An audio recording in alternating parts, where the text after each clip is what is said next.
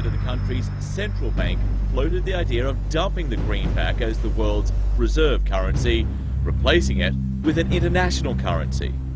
Thousands of people gathered to hear Barack Obama deliver key foreign policy speech on his current European tour. His vision for America's place in a new world order. Returning vets could be a risk to our nation. We've got to give them a stake in creating the kind of world order that I think all of us would like to see. And one of the ways it will drive the change is through global governance. I think a new world order is emerging. This is a hoax and a scam which is designed to transfer wealth and power from the private sector to the government sector and from the government of the United States to a world government. And those people who have been yelling, oh, the UN's going to take over global conspiracy government. theorists. They've been crazy, but now they're right. And who got the money? Hundreds and hundreds of banks. Any bank that has access to the U.S. Federal Reserve's discount. Tell us who they are. No. You know, financial terrorism. They have the ability to tweak the knob. I am proposing that the Federal Reserve be granted new authority. The ultimate goal of the carbon tax and the cap and trade is to destroy production. This energy tax is the largest tax increase in American history. We're actually creating a global warming police. So number one, they can come in, the federal government can come in and inspect your house and send you the bill. We're setting up a global warming Gestapo. One of the things that if you talk to our generals, they are desperate for is a civilian counterpart to our military forces. I am fierce. And this is what I wear. Senator Barack Obama's presidential campaign is asking Missouri law enforcement to target anyone who lies or runs a misleading television ad. I've now been in 57 states. I think one left to go. The president, when he was in Europe last week, he met with the King of Saudi Arabia. He appeared to bow. President Obama today proposed something new, something called prolonged detention. Pre-crime is where people are arrested and incarcerated to prevent crimes that they have not yet committed.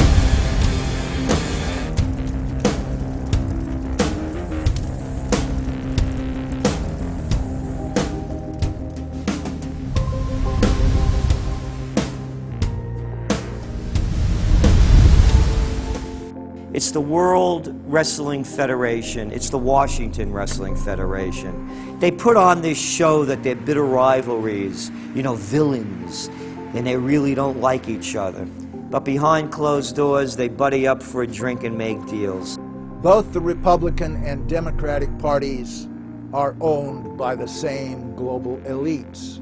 And on issues that matter to those global elites, they act as one. They've wrapped themselves in the American flag, and they've talked about preserving American heritage and principles, and all the while they're working to merge us into a new world order where our sovereignty will be destroyed. We'll lose all connection with our American heritage. With Bush, you knew exactly what you were getting. It was there was no iron fist in a velvet glove. It was just the iron fist. Whereas with Obama, you've got the velvet glove and the iron fist. You know, a very sharp guy, very smooth, knows exactly what he's doing. For that reason, far more dangerous than Bush. Well, at the end of last year, I was willing to give Obama the benefit of the doubt. I thought it was premature to write this guy off. But now that he's been in office for a while, it's obvious that he is very tight with the Goldman Sachs and JP Morgan's on Wall Street, and he is extremely compliant and pliant to the wishes of the large banks, going back to what we saw with Robert Rubin under the Clinton administration, changing laws in favor of the banks, and he's not doing anything to stop the banks. He's helping the banks continue to do what they were doing under Bush. So in fact, he's just a continuation of Bush on the subject of markets and finance, which is the most important part of his policy right now. People who voted for Obama wanted real change, and they're getting platitudes, they're getting a lot of nice talk, but nothing in the way of concrete change is taking place. In this town, business as usual. There's one puppet master that controls the left, and there's the same puppet master controls the right. They control the Republican Party, and they control the Democratic Party. This is not a party issue. This is not a left-right issue. The question is, who should government serve? And it should serve the people. In fact, government is just a tool of the dominant minority that uses economics and government law to enforce upon the public various mandates. The right-left paradigm in the U.S. and in U.S. politics is taken directly from the commercial world and the corporate world. In the business world, you have Coke, Pepsi. You have McDonald's, Burger King. You've got AT&T and Verizon. You've got duopolies. And a duopoly gives the illusion of there being some competition and some choice. And it looks a little bit better than a monopoly. So, for example, in communist Russia, if they had communist Russia red and communist Russia chartreuse, there would have been the illusion of choice and something akin to democracy in Russia. But they simply said, forget it, we're just going to go with red. In the U.S., they have this left-right paradigm, which unfortunately, it doesn't take them out of the hard, cold fact that there is no choice. There's no social justice. There's only one choice, which is to supply more rent to the rent seekers who have now taken the whole system hostage. We've seen the limitations on government whittled away. We have seen this erosion to the point where today it seems like nobody does care. And right now in Washington, D.C., we have seen a fall of the republic. If the United States doesn't have its Bill of Rights and Constitution, it doesn't exist anymore. It's just more real estate, more dirt. And that's what these global corporatists want. They want to completely dismantle the Bill of Rights and Constitution, and they're doing that right now. This is the fall of the republic. Our nation is dying. We, the people that live in this fine country, need to stand up, get involved, and take the system back. It's the Bill of Rights and Constitution that we owe allegiance to, not to a political party, and not to politicians that wrap themselves in the red, white, and blue, while at the same time they destroy everything that that sacred flag stands for. So in the old days, you used to have this globe that with 180 some odd countries, and a few of those countries had a lot of power, like the Soviet Union, the United Kingdom, and the United States at various times. But today, you might better look at that globe and say that it's surrounded by huge clouds swirling around the planet. They know no national boundaries. They don't follow any specific sets of laws, and these are the big corporations. They basically control politicians around the world because they have all the money, and politicians always need money to get elected or to run their governments if they're not democratically elected politicians. They control the mainstream press, either through outright ownership or advertising budgets. They have massive amounts of lobbyists in Washington that have tremendous influence on our president and Congress. And they really are calling the shots. They form partnerships with the Chinese and the Taiwanese and the Tibetans, or with the Israelis and Arab nations, with Brazilians and Indians, with whatever country and whatever group of people has resources that they covet. And so for the first time in history, we really have this new form of an empire. Barack Obama is a puppet of the New World Order to bring in a World Bank, to destroy the economy of this country, and to bring in global governance. And no matter how likable the fellow is, we as citizens of this country need to stand up and say no. We have to stand up to preserve a republic here and a rule of law, which is under dire threat. We don't want to live under a world government of the corporations, by the corporations, and for the corporations. I don't want to believe it, and that's probably what holds me back on it, but I'm certainly seeing enough indication that it could be true. Absolutely, because they're always talking about Mexico and the United States and Canada ending up like Europe. And there's things done politically that seem to take us in that direction. And so I think it's incumbent upon all of us as American citizens to pay attention. This move to world government is not about roses and happiness and peace and in a better life. It's about enslavement. They said in their own writings, from the earliest times to the present, the world they're bringing in is to be a world where everyone who is born, or would be allowed to be born to serve the state. That would be their sole function. That's if they had a job for you to fulfill or a need for you.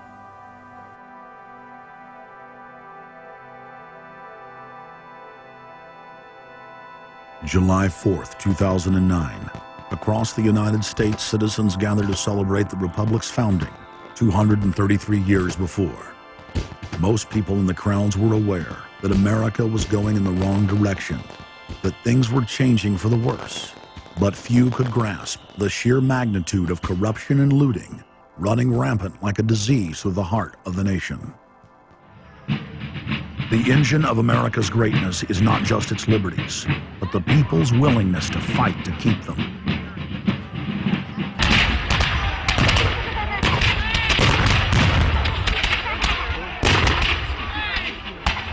Hundreds of other nations have had much larger populations and greater resources, but have never produced 1/10 of the wealth, science, and art that the United States has.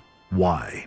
In America, you had an amazing situation because you had the founding fathers who figured out that they could deconstruct the monarchy in such a way and then reproduce it with the three primary branches of government in a way that would create checks and balances and separation of powers. So you could have room, therefore, for individuals to work within the context of a cooperative, which is a democratic system of government. But it would still have enough room for individuals to rise up and become profitable and self-sustaining and rich in the pursuit of happiness without becoming dictatorial.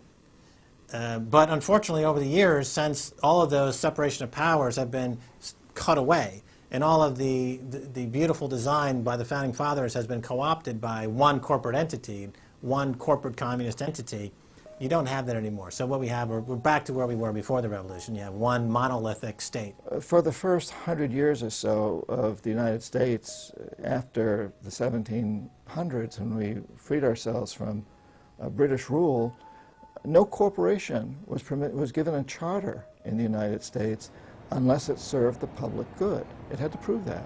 And then its charter only lasted for 10 years, or sometimes as long as the project to build a bridge or a canal or something lasted. But it had to be up for review, and it could only get charters if it was shown that it was serving the public interest. That changed, primarily because John D. Rockefeller kind of bribed Delaware and New Jersey to begin with into accepting a different system where he said, listen, if I pay you lots of money in terms of taxes, etc., I want to be licensed and not have to serve the public good. I want to be able to get around that law. And state after state after state changed at that point. In the United States, our Constitution and Bill of Rights recognizes that individuals have innate freedoms that can never be taken away by any government. For the first time in history, the people were unbound to reach for their full potential, producing and outcompeting every other nation on earth. The rights of free speech, self-defense, private property, due process of law, and many others ignited a revolution in human development that threatened the despotic rule of monarchs and tyrants worldwide. But the corrupt elites had studied history. They knew that great civilizations could only fall from within. They know from previous experience and history that civilizations come and go and dwindle. They know the reasons why they come and go. Isn't the only hope for the planet that the industrialized civilizations collapse? Isn't it our responsibility to bring that about? Morty Strong, founder of the UN Environment Program, from his opening speech, Rio Earth Summit, 1992. Maurice Strong is the man who said that they would never allow another country to rise up as powerful as America. It will never be allowed to happen again. And he said the best thing we can do is to tear down all the factories, all the top commerce of the United States, and level it and give it back to nature. So that was the advice from this character, who has tremendous power at the United Nations and was picked up and groomed by Rockefeller himself. Over the past decades, since the Kennedy assassination approximately, you've had an ongoing oligarchical transformation of virtually every country in the world. And in the United States, it's taken the form of an oligarchical counter-revolution against the reforms of the 1930s, with the Wall Street interest asserting itself as more and more dominant. And once bankers and oligarchs have power, the things that they do, you could call them a policy. You could call it something like a tropism. It's like the way a plant responds. Naturally, since they're oligarchs, they're going to try to downgrade the standard of living of the vast majority of the population. They're going to claim that the world is overpopulated, that industrialization, industrial pollution, and overpopulation are the main problems that face the world. And they're generally going to try to crush and mortify any kind of popular democracy or mass movements with any kind of progressive content. Nations rise and fall. They knew how debt could never be recuperated. They knew that disease or prolonged war could wipe out the population and the future populations that pay off debt. So these guys all work together. That's why it's no surprise that today you have Lord Rothschild coming out pushing the latest scam or religion that we must all believe in, which is global warming, which his personal bank, his family's bank in Switzerland, will be in charge of.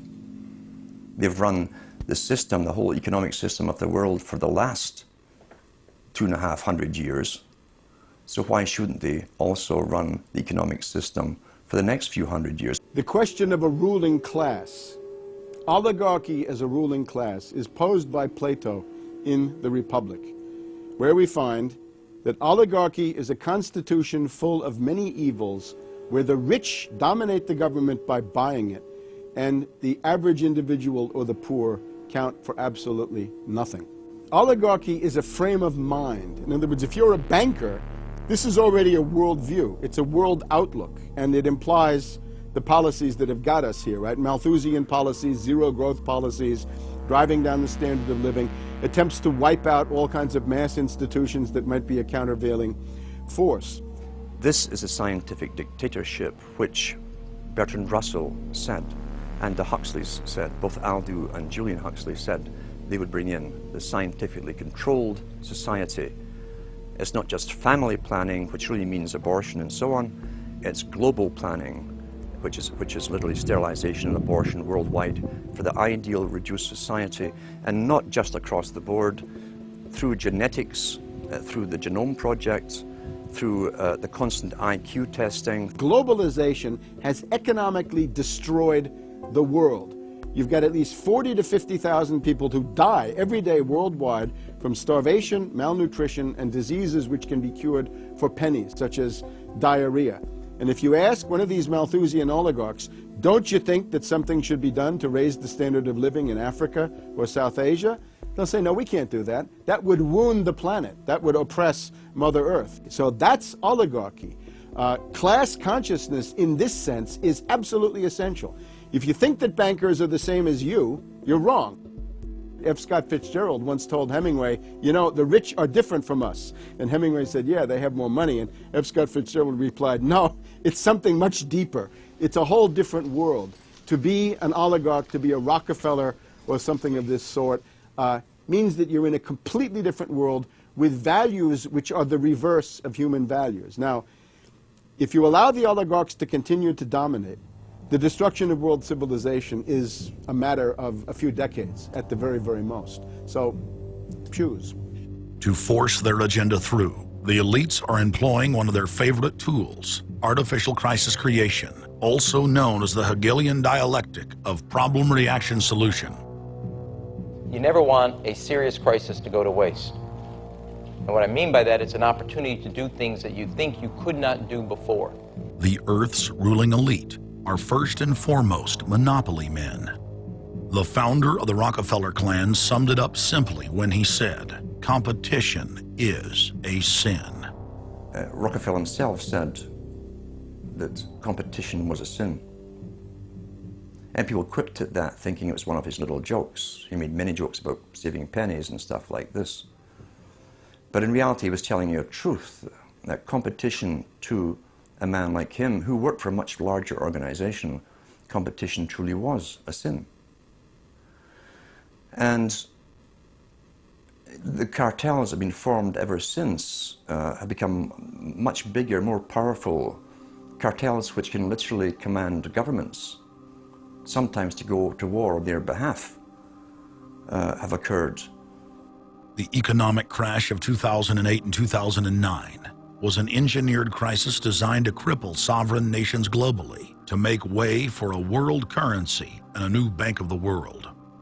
China's holding what, 1.5 trillion worth all over the world. They're holding U.S. currencies. They want to get out of them in a way where they're not going to lose on their investments. There's going to be a world currency. There's going to be a new reserve currency. They're going to push it through the IMF.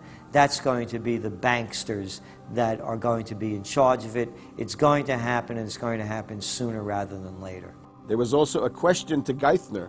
Do you think that the U.S. dollar ought to be replaced? And he blew it. He had a moment of candor where he said, yeah, we're considering that. So on that day, the dollar went down 1% within a couple of minutes. Chinese government proposal about a global currency and about the IMF regulations, the new IMF idea about the general agreements to borrow and having a faster ability to disperse to the emerging markets. As I understand this proposal, it's a proposal designed to increase the use of the IMF's special drawing rights. We're actually quite open to that suggestion. Timothy Geithner's comment about global currency is not off the table because it's not off the table and it's going to come. The whole world is ready to bail out of bucks. They just want to do it in a way where they're not going to lose on their investments. That's all that's going on. All the people around the world, the Japanese who have $1 trillion, the Chinese who have $1 trillion, the Saudis have $1 trillion, the Europeans something similar, they're all going to dump it at the same time. The rush for the exits. And that will then create hyperinflation. When America finishes supplying the manpower and the military for standardization of the world into the one system, and they want a secular world society with a hint of greening and Gia worship for sustainability reasons. America, as they're finishing off this agenda, they'll be pulling the rug from underneath Americans at home at the same time towards the latter stages. When the dollar starts to slide, and this was always the nightmare of Paul Adolph Volcker, who is now sitting in the Obama White House, once the dollar starts to go, there's nothing to stop it. There's no useful way that you can stop it once it begins to gather momentum. So I think we're facing the probability of some form of dollar panic combined with hyperinflation sometime during the Obama presidency. They're now pulling the rug away from under the feet of the people. They're becoming rapidly a non-manufacturing country. Any country that can't manufacture its own goods, even for self-defense, therefore is no longer sovereign, independent, and able to sustain itself, which tells you that this is all part of the plan. It started with the very beginning when you established that there was a Federal Reserve System given the power of the state to create money out of nothing and to do so without any regard to the will of the people, without any regard to what's behind the money system. In other words, strictly political and economic motives for the bankers and the politicians. Once you granted that power to a group, the Federal Reserve System, the economic crisis was inevitable. This has happened before. Every time in history when the government was given the power, or a group of banks in conjunction with the government was given the power to expand the money supply at will, those economic systems always wound up in crisis and always collapsed. So there's no reason to believe that the United States was given some kind of a get-out-of-jail-free card, an exemption from the processes of history. So the economic crisis began at the very beginning, and as a matter of fact, when the founders of the Federal Reserve System met on Jekyll Island back in 1910 and were drafting the Federal Reserve Act, one of the things they discussed was how to pass on the inevitable losses to the taxpayers. They knew that inevitably something like this would happen, and they knew that there had to be some way to get out of it without destroying the banks, of course, because they were the banks. And they said, aha, we'll go into partnership with the government, we'll take our cartel agreement and pass it into law, call it the Federal Reserve Act, and we'll make the taxpayer come online and be responsible to bail us out if and when the failure finally comes. Who's going to soak up the derivatives? Who's going to soak up the debt? Who's going to be penalized? And right now, it looks like Wall Street's getting bailed out, and the little guy in the middle of Main Street America are all going to pay the penalty. Can the economy be turning around here? Are happy days here again? And can we actually have growth without jobs? Is this an oxymoron, jobless recovery? We're going into the greatest depression. There will be no job growth. Unemployment will continue to escalate. Along with it, so too will crime, poverty, kidnappings, boss snappings. And the more things spin out of control, the harder the hammer is going to come down by the federal government to keep everyone in control. Power is much, much more important to them than money is. Money is only a way to the means. Power is the end result. The elite's main goal is to destroy national sovereignty and individual independence. To consolidate their grip on power, the banksters create artificial debt bubbles that are mathematically impossible to pay back. These are those sinister, toxic assets, the complex financial instruments that they talk about but never really name. They're paper based on paper. They're credit default swaps, collateralized debt obligations, mortgage-backed securities, asset-backed securities, structured investment vehicles, auction rate securities, and so on down the line. It's an immense mass of cancerous, fictitious, speculative paper, bloated in value, impossible to bail out. Triage the derivatives on their books. There's no way to bail out a $1.5 quadrillion black hole of derivatives, but nevertheless they tried. The Wall Street cronies are crooks. If you leave the vault to the bank open, these people are going to help themselves. The job of the government is to make sure there's somebody there to make sure the vault is closed, and very few people have the combination.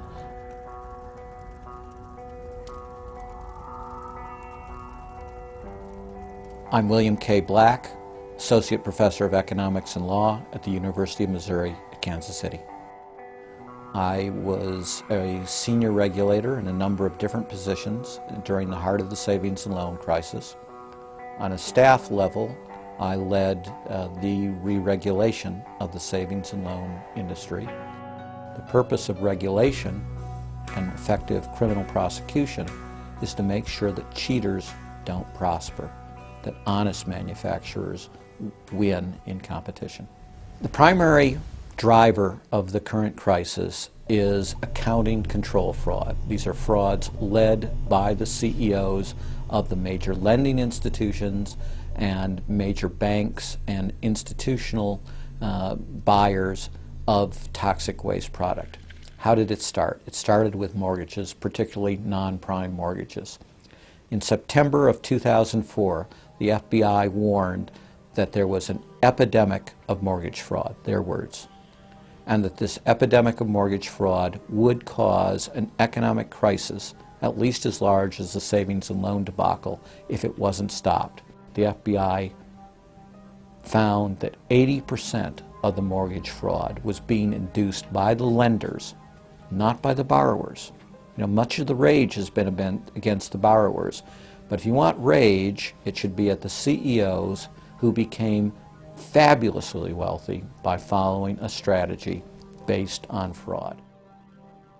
The Wall Street people and their friends here at the Federal Reserve and at the U.S. Treasury and down the Washington Mall here at the U.S. Capitol. That's where the damage was done, and if people want to vent their anger, they need to vent it against these people. Between the Bush-Paulson administration and the Obama, Summers, Geithner, Volcker administration, there's really a total continuity of economic and financial policy. Geithner was on board at the Fed, the New York Fed, dealing with all these institutions. He didn't get it. And then we had this fellow who came up afterwards, Mr. Friedman.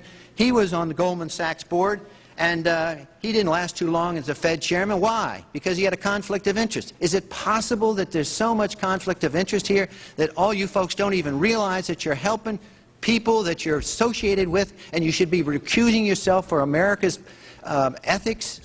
I behaved with the... You don't think you should have recused yourself when you asked Lehman to go in bankruptcy, you didn't put Bear Stearns in bankruptcy, and then you folded Merrill Lynch into... I mean, isn't there some point where you got to say, hey, I got a conflict of interest here? You don't feel any kind of scintilla of ethics on this thing at all? Totally. I operated very consistently within the ethic guidelines I had as Secretary of the Treasury, and when it became clear that we had some very significant issues with Goldman Sachs and with why didn't you recuse yourself with Morgan Stanley, what I did then, it would have been very wrong for me to recuse myself. What I did was I went and got a waiver from the ethics agreement, because when we had concerns... Who is in charge of the ethics agreement? What? Who's in charge of the ethics agreement that you got a waiver? We have a Office of Ethics at Treasury, and we have a White House ethics office. So you got it from the legal counsel from the White House? We got it from the government ethics office. So we had Snow, we had Paulson, now we have Geithner. All these people cut from the same bowl of cloth. These are not independent Treasury secretaries. They're part of the problem, not part of any solution. And it would have been nice to see President Obama effect some change in Treasury, but of course, he went and got a Wall Street insider as his Treasury Secretary. Everything that's speculative, parasitical, cancerous, bloated from all these administrations, going back to Carter and even beyond, comes together in the Obama administration. With Volcker, with Summers, who's part of the economic crimes under Clinton, the guy who brought you derivatives and the abolition of the Glass-Steagall firewall. You could not have gotten a more perfect setup for a takeover from a previous government, the Bush regime, than the Obama regime. Now, there are some authors out there already saying that it's the same bunch, and it's true. It's the same bankers who put the same boys forward. Obama, far from helping the public and giving them something new or giving them more power and say over their own affairs, has actually sided immediately with the bankers who once again have robbed the public blind, and now they must get bailed out by your tax money. Obama does it all with left cover. He makes you think that he's somehow different from Bush, that this is somehow benevolent, that he cares about the poor. And in reality, this is the cruelest hoax and the most bogus sham. Obama is 1,000% devoted to Wall Street interests.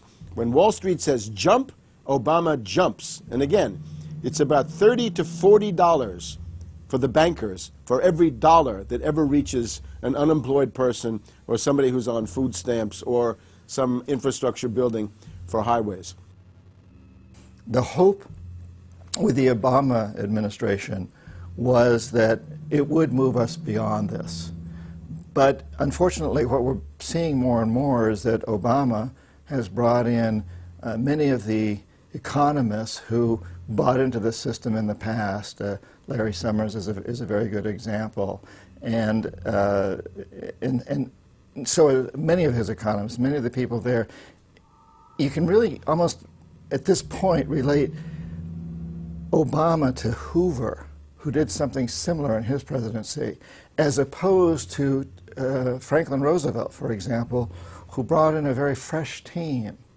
So the concern here now is that Obama's falling into this trap of bringing in the same people who put us in the position that we're in today, and other people who buy into the same theories that brought us here, this mutant form of capitalism. Presumably what most politicians want to come in is say, hey, the problems of the past, They're due to the old guy. And I'm cleaning house, and I'm going to bring in a new team, and don't blame us for the things we've inherited. Can't say, you know, those policies of the past that came before were insane, because you got the guy that was one of the key architects of those policies. People need to stop having allegiance to their political party. They need to have allegiance to the Bill of Rights, the Constitution, and what has made our republic so special. The basic human rights and dignity that every citizen of this country inherently has. Not because it's some right given to us by government, but because our Bill of Rights, our Constitution, enshrines that these are inalienable rights given to us by God, that we inherently have as sentient, free, conscious beings. But instead the public cheers on the Republicans as they win, or cheers on the Democrats as they defeat the Republicans. It's an endless, staged, gladiatorial event, special interest own both parties, and they project this false left-right paradigm up as like a movie screen. And behind that, behind the throne, the establishment is able to control our society and engineer it into this high-tech police state. If you try to let the finance oligarchs who created the crisis turn around and say they're the doctors who are going to get you out of the crisis, they will dig you deeper and deeper into the bottomless abyss of world economic depression, financial collapse, and disintegration. The Democrats have really done more to destabilize the American economy and to help the big banks on Wall Street than the Republicans have done. I would imagine that the Republicans know a little bit more about finance and markets enough that when someone like Goldman Sachs asks the Congress to change laws as they did in the 90s to do away with position limits on the futures contracts, the Republicans would have said, no way, that's completely inconsistent with any notion of a fair market. But the Democrats, I have a feeling, are just not financially literate enough to say no. And I think that Goldman has very shrewdly positioned themselves with the Democrats, because the Democrats typically, like many NGOs that I've run into, they seem to have a complete inability to comprehend these issues of markets and finance and how it relates to social justice. So under the Democrats, we also saw the repeal of Glass-Steagall. Glass-Steagall said there's an inherent conflict of interest between the commercial banking side, which is the lending side, and the investment banking side, which is taking an ownership position. And we have to end this conflict of interest by separating these two entities. You can have investment banks and you can have commercial banks, but they have to be separate. Do you think that the repeal of Glass-Steagall was a tragic mistake? No, I don't think so. You could be a commercial bank like Chase Manhattan, or you could be an investment house like J.P. Morgan, or a bank like Bank of America, or an investment house like Merrill Lynch. But you couldn't be both. And as the 90s went on, the screaming hyenas of Wall Street were demanding that this prohibition, this regulation, be abolished. This was an illegal and inappropriate form of casino. The derivatives were being used and they were being unregulated, and people were getting 30 to 1, 40 to 1, 50 to 1, and sometimes 100 to 1 profits on the way up. And remember, derivatives are a zero-sum game.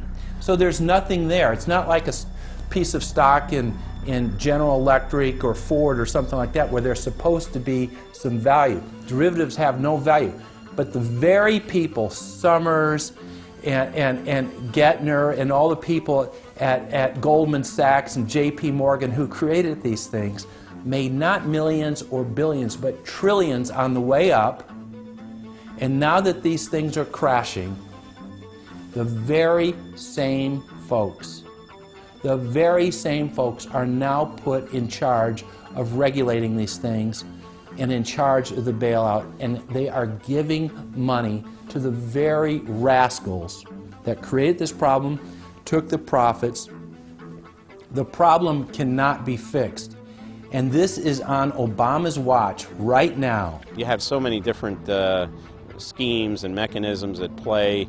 It's sort of like after there's a blackout, you know, people in some parts of the country have been known to loot the local stores. You know, they go in, they grab the televisions, and they grab the stereos. And basically that's what the Wall Street gang has done. They've just engaged in this massive looting of money from their own companies and now from the U.S. Treasury. There was a lady called Brooksley Born. She was the head of the Commodity Futures Trading Commission under Clinton. And she said, look, we have these derivatives. Why don't we at least make them reportable so we know how many there are and where they are? And she writes in a biographical account, she said, I picked up the phone and Larry Summers was screaming at me that I was interfering with the wonderful inventiveness and ingenuity of Wall Street and their ability to come up with new financial products, such as these derivatives. Brooksley Born was the chair of the Commodities Future Trading Commission, CFTC, which regulates many financial derivatives. And she said there's a grave danger out there in the form of these credit default swaps. And credit default swaps are an exotic financial derivative, or moderately exotic financial derivative, that were sold on a bright, shining lie that they were supposed to make markets more efficient. In fact, they allow utterly insane gambles, and they're really great devices for accounting fraud as well. She actually says, I'm thinking of adopting this regulation. The Clinton administration goes berserk, and in particular Larry Summers, but also Rubin. Now behind Larry Summers, there's another layer. Bob Rubin of Goldman Sachs, the Clinton administration, and Citibank. And he also thought that derivatives were a wonderful thing for the U.S. economy, and he made sure that they were never regulated. Also, we can't forget Alan Greenspan over at the Federal Reserve. Now, you look at Summers, he is sitting in the White House today, making policy for Obama. Summers tells Obama what to do. Summers tells Geithner what to do. He's also got some of his hatchet people in the administration. Mary Shapiro runs the Securities and Exchange Commission. She refuses to ban naked short selling and other market manipulations. You've also got another guy called Gensler over at the Commodity Futures Trading Commission today. He is an acolyte and a supporter of the derivatives bubble. We made the new CFTC chair a guy who had helped to kill Brooksley Born's reform initiatives. And we just did this under the Obama administration. This was a pre-registered, pre-organized, predetermined event.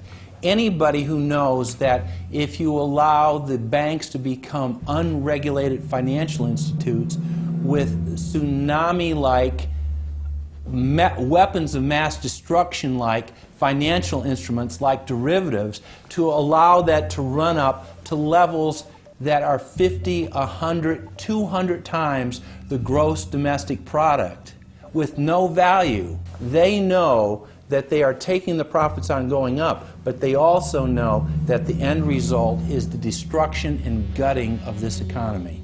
The scam is simple. The insiders buy hard assets and political influence as the fiat bubbles expand. And then, at a time of their choosing, they purposefully implode the bubble. You've got a very small group of people, and the Federal Reserve and the global central banking system and the Bank of International Settlements in Switzerland, who are purposefully managing the boom and bust, credit supply, credit contraction, money supply growth, money supply contraction, to create artificial roller coasters and artificial volatility that they can trade around without taking any risk. It doesn't cost them any money. And if they do make a mistake because they're, as George Bush said, oh, the bankers on Wall Street are drunk. It is uncertain. There's no question about it. Wall Street got drunk. That's one reason I should turn on the TV cameras. Let's say they walk in one day and they push the wrong button and they lose the bank $1 billion or $5 billion or $100 billion. They can appeal to the government to bail them out.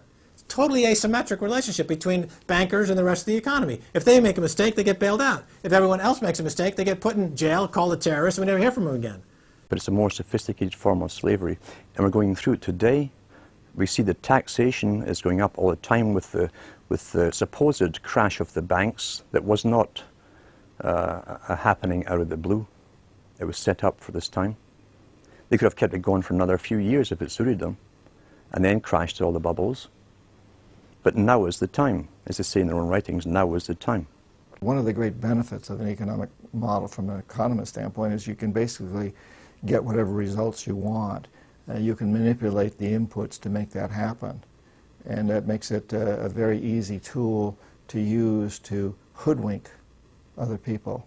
These manufactured, these engineered financial catastrophes are the result of a central banking system that has the ability to add and subtract credit, add and subtract dollars and money at will to create this roller coaster effect. Because unlike most people, the banks are able to make profits as easily on the way down as they can on the way up in any given situation. Volatility is great for banks and professionals. Volatility is not great for the most average people. Their operatives in government and media then hold the economy hostage by issuing the ultimatum: give us unlimited bailout money or the economy dies. What's being used is what I call, to try to get the money, is what I call the suicide threat, where, you know, if anybody has ever seen the movie Blazing Saddle, the sheriff is surrounded by hostile town folks. He takes out his gun, points it at his head and says, you know, don't move or I'll shoot. Well,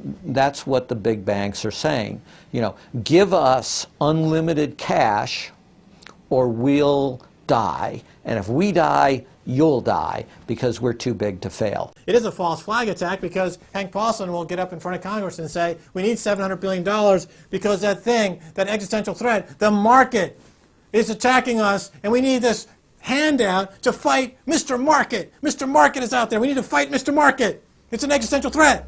Meanwhile, he is Mr. Market.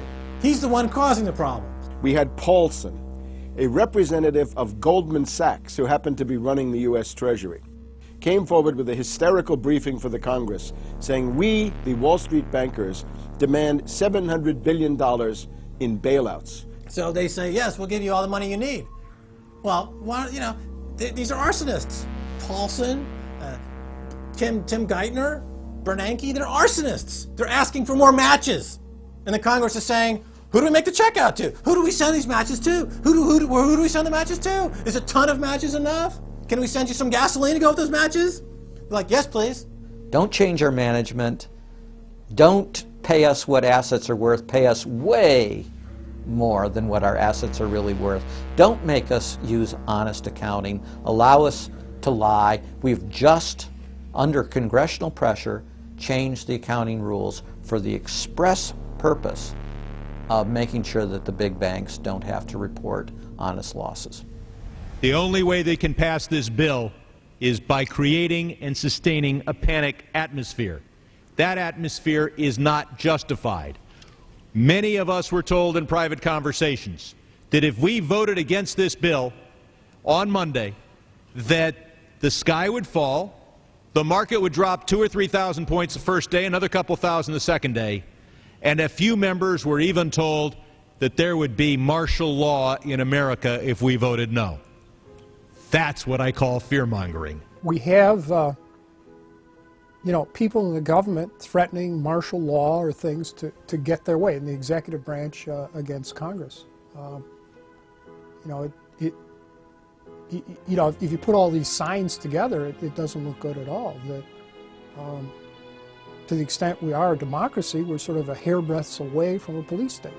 Congress aided the bankers in carrying out the biggest heist in history with the so-called banker bailout of 2008. The bailout money, the $13 trillion or so dollars that have been given to the banks, is sitting on the balance sheet of the banks, and that is incurring interest costs.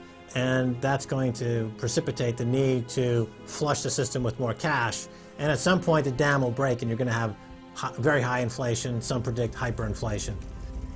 You cannot print phantom money out of thin air, backed by nothing, and producing practically nothing without destroying the world economy.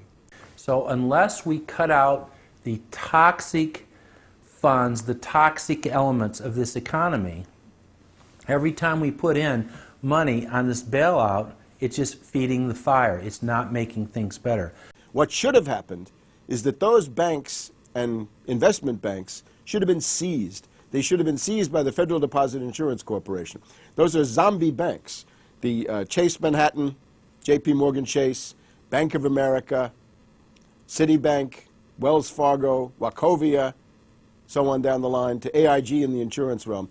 These are zombie institutions, insolvent, bankrupt. The only thing to do with them is to seize them, put them through Chapter 11 bankruptcy. That'll probably turn into Chapter 7 bankruptcy, liquidation. And above all, triage the derivatives on their books. There's no way to bail out a $1.5 quadrillion black hole of derivatives, but nevertheless they tried. They will, of course, try to regain some of this money back, but their debts, unlike any other period in history, are now a quantum size bigger than the entire global GDP by a factor of 50 to 100. It's almost infinite amount of debt. If you really look at the numbers, because of the massive, massive debt, and right now, total debt in this country is about 375% of the gross domestic product. And that's not including derivatives. If you put the derivatives in, it's probably 20 to 30 times gross domestic product. It's beyond what anybody has ever even considered. While they were looting North America into the ground, the international banking syndicate was simultaneously executing the same scam in over 100 other nations. So who got the money? To financial institutions in Europe and other countries. Which ones? I don't know. $500 billion and you don't know who got the money? Well, Obama's got one difficulty with this Congress. It's the number of freshman Democrats that got elected. Many of these people know that they got their seats from, and many of which got seats in the Senate and Congress from long-held Republican seats. They know that the people back in their states and in their constituencies will not tolerate this any longer. So up against the Republicans and the blue dog Democrats are these freshman congressmen, Democratic congressmen and senators, and they're not, they don't seem like they want to go along with the program. So if there's any hope, it'll come from these freshmen. The Constitution says no money shall be drawn from the Treasury but in consequence of appropriations made by law. This money is not drawn from the Treasury. Well, let's talk about that. Do you think it's consistent with the spirit of that provision of the Constitution for a group like the FMOC to hand out $500 billion to foreigners without any action by this Congress? Congress approved it in the Federal Reserve Act. When was that? Quite a long time ago. I don't know the exact date. 100 years ago? The original act is 1914, I believe. I don't know whether this provision was in 1914 or not, but the Federal Reserve Act was in 1913. All right, and at that time, the entire gross national product of this country was well under $500 billion, wasn't it? I don't know. Is it safe to say that nobody in 1913 contemplated that your small little group of people would decide to hand out $500 billion to foreigners? What the bailout legislation really did was give a blank check backed up by U.S. taxpayers to offshore megabanks. Of course, Congress has oversight. If you read the Constitution, our founders were very clear. Anything to do with taxes and money is put into the hands of both houses of Congress together. Both houses of Congress together must approve it. Because it's a buck, because that's why we fought the revolution. Taxation without representation was part of it. Foreign banks, Société Générale of France, about 10 billion for a French bank. Deutsche Bank of Germany. Did Deutsche Bank need the money? How much did they get from the bailout? Well, they told us they got $12 billion from the bailout. And Barclays Bank of Britain, $10 billion. So you're up to almost $50 billion to bail out a series of foreign banks that were derivatives counterparties of AIG, plus Goldman Sachs. This is the biggest swindle, not only in the history of the United States, this is the biggest swindle and transfer of wealth in the history of the Western countries. And we've seen all these cronies from Wall Street with the combination to the vaults around the country, and they've just looted the Treasury and the banks and the securities industry dry. This is by probably an order of magnitude the biggest fraud in history. Over the next 10 months, $23.7 trillion was stolen from the U.S. Treasury. The gentleman from North Carolina, Mr. McHenry. Thank you, Mr. Chairman. And the tune of $23.7 trillion worth of taxpayer exposure for the bailouts is quite striking. The calculation right now is that with Obama, we've got $24 trillion as a line of credit available only to Wall Street banks, insurance companies, credit cards, mutual fund companies, and others, but only financial institutions. $24 trillion of money from the Federal Reserve, from the Federal Deposit Insurance Corporation, and from the Treasury in the form of the bailout of October 2008. The Federal Reserve, the private holding company for the offshore banks, arrogantly told Congress and the American people that it was none of their business what the private banks did with the people's money. One very interesting exchange. Senator Bernie Sanders of Vermont asking Bernanke, we have given upwards of $2 trillion to various financial institutions. You've got to tell me, where did the money go? And Bernanke simply stonewalls and says, I won't tell you. And who got the money? Hundreds and hundreds of banks. Any bank that has access to the U.S. Federal Reserve's discount. You tell us who they are. No. Do you have to be a large, greedy, reckless financial institution to apply for these monies? There is no subsidy. There is no capital involved. There is no gift involved. It is a collateralized, short-term liquid loan that is both over-collateralized and is recourse to the company itself. We have never lost a penny doing it. And how can other institutions get those loans as well? According to the law, we are supposed to be lending to depository institutions. Let me just say this, Mr. Chairman. I have a hard time understanding how you have put $2.2 trillion at risk without making those names available, those institutions public. And we're going to introduce legislation today, by the way, to demand that you do that. It is unacceptable to me that that goes on. Behind me, the Federal Reserve is probably the least transparent agency in the federal government. One could even argue that the Central Intelligence Agency is more transparent than the Federal Reserve. The fact is that the American people want to know more of the secrets of the temple, as the book was before you were born, The Secrets of the Temple. The Fed, as you know, is just a monopoly by the bankers. This is simply putting the foxes in charge of the hen house. Personally, I'd be in favor of Congress just nationalizing the Fed and getting the bankers out of there. They're just stealing from the American people. Put it directly in the hands of Congress and let Congress decide, rather than this cabal of bankers deciding their own rates of profit at the expense of the American people. Since the Federal Reserve's creation in 1913, patriots have labored tirelessly to alert the American people to the true nature of the Federal Reserve.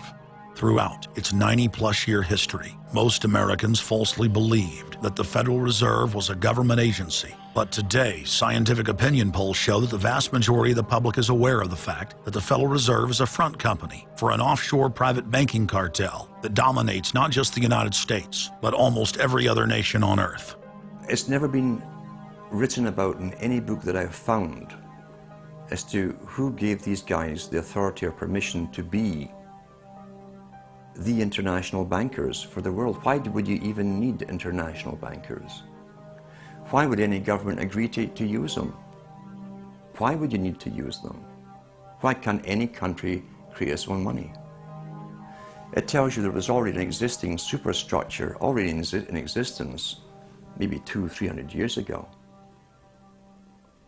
to give these guys permission to somehow be the overlords of all money for all countries. Polls also reveal that 75% of Americans demand a public audit of the secretive organization. By the summer of 2009, Congressman Ron Paul's bill to audit the Fed had gained more than 280 sponsors in the House. But the private Fed's high-powered lobbyists were able to block a vote on the bill in the Senate. That only piqued the public's interest. I have another amendment.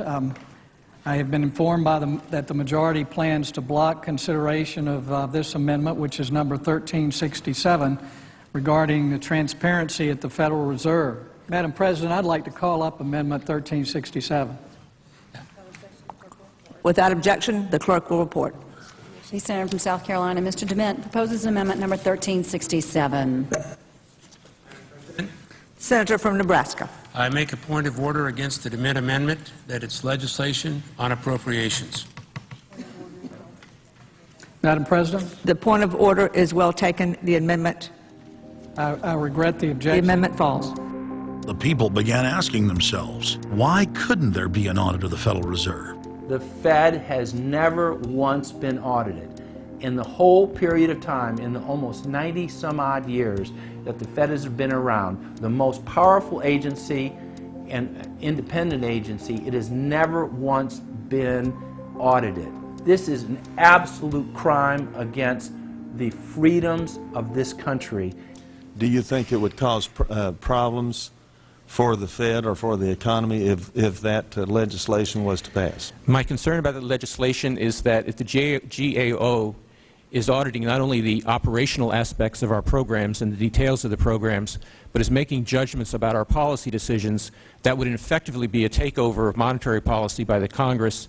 Is that your position, that this bill, if it were to be passed, would interfere directly with interest rates, setting interest rates? If we were to raise interest rates at a meeting and someone in the Congress didn't like that and said, I want the GAO to audit that decision, wouldn't that be viewed as an interference? I wouldn't think so. This is just reviewing it, and you can do what you want. The Federal Reserve has never been subjected to an outside audit. And if you audit them, it's very likely that Greenspan, Bernanke, and Volcker might all go to jail. It was announced earlier today, that there will be a hearing on H.R. 1207, the bill to audit the Federal Reserve Bank. This will be the first independent audit in the Federal Reserve's 96-year history, and it's long overdue. Months ago, I asked the Vice Chairman of the Federal Reserve who received the $1 trillion in funds that the Federal Reserve has handed out to domestic institutions. He said, I'm not going to tell you. And then more recently, the Chairman of the Federal Reserve, I asked him who receives the $500 billion, we're talking about $500 billion, that the Federal Reserve handed over to foreign central banks. Who did they disseminate that money to? And he said, I don't know. $500 billion, and he doesn't know. It's long overdue. We need to audit the Federal Reserve, and I'm happy to say that we're going to have a hearing on that very soon. The only way, really, America can get out of the current mess is you've got to shut the Fed down completely, get rid of the Fed. You've got to put the money printing mechanism back under the roof of the federal government instead of outsourcing it to the Fed. Why were the bank's front men, Alan Greenspan and Ben Bernanke, all over the news saying that they were above the law? What is the proper relationship, what should be the proper relationship between a chairman of the Fed and a president of the United States? There is no other agency of government which can overrule actions that we take. What the relationships are don't frankly matter. A grassroots movement demanding that the private Federal Reserve be nationalized exploded in size across the country. The momentum had shifted. Now the arrogant central bankers were the ones running scared. They had planned to use their stage crisis to bring in an all-powerful central bank of the world. Immediately, every country goes into action at the same time. The International Monetary Fund is mentioned at the G20 meeting. They say that it must be brought to its full power, and we need a Bretton Woods Part 2 for world taxation. What is global government? For decades, the media denied it existed. But now they're saying, oh yes, there's going to be a global government, a new bank of the world, and we're going to pay our carbon taxes to it. What is it? It's nothing more than a private, hostile, corporate takeover of every sovereign nation on earth. And then when you look at the philosophy of these global corporate chieftains, it is one of domination of the poor, domination of the population. It is a view that human life just isn't cheap. No, human life is a negative. And so no matter what they do, they have the rationale that it's in the greater interest to get rid of more human lives. They are so arrogant and they're so sure of themselves, they're saying, yes, we created the European Union, we created the Euro, and these are from the people of the Bilderberg. We are going to create a world bank. We're going to create a world government. They're saying it out loud and clearly. Suddenly, across the planet, their regional front banks had been identified by sovereign populations as the illegitimate shadow governments that they are. The controllers had moved too quickly and revealed their hand. Populations around the globe were seeing through the establishment's facade, past the puppet governments, and to the global architects that were pulling their strings. Where are the American people? Why have they lost their dignity? What is stopping them from speaking out? Why have they become little mice that follow Pied Pipers? How can they look up to these pathetic politicians? Go sit down. I have a question for this young man. He has the right to be represented. I'm his father, and I want to talk to you face to face.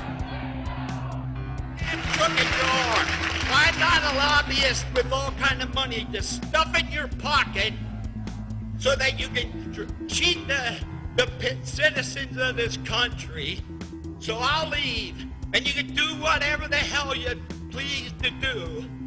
One day God's gonna stand before you, and he's gonna judge you and the rest of your damn cronies up on the hill. And then you will get your just desserts. As the public begins to awaken to the fact that Barack Obama has cold-bloodedly betrayed the pledges he made to the American people, the establishment media and Democratic leaders have invoked the tactic of divide and conquer. I think they're astroturf. You be the judge of carrying swastikas and symbols like that to a town meeting on health care. An overwhelming portion of the intensely demonstrated animosity toward President Barack Obama is based on the fact that he is a black man. Desperate to ram their agenda through, they have played the race and class cards. You start to wonder whether, in fact, the word socialist is becoming a code word, whether or not socialist is becoming the new N-word. When I heard people going after the First Lady and the number of staff people they have, it sounds racist to me. It is essential that the establishment play the population off against each other, along the lines of Republican, Democrat, liberal, conservative, black and white. As long as the people are fighting with each other, they can never get together and remove the corporate dictatorship that has criminally seized power through the national security state. Just as George W. Bush betrayed his foolish followers, so must Obama, because his only allegiance is to his offshore masters. President Obama today nominated Ben Bernanke for a second four-year term as Federal Reserve Chairman. The president called his actions on the global financial crisis bold and out of the box. As an expert on the causes of the Great Depression, I'm sure Ben never imagined that he would be part of a team responsible for preventing another.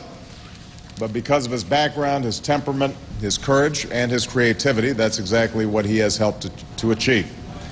And that is why I am reappointing him to another term as chairman of the Federal Reserve. So Obama has made it quite clear by his actions, never mind his words, his actions, as to who owns him, who he works for, and who he serves. And it's not the American people. It is so obvious to anyone paying attention that the President of the United States is not the real person in control.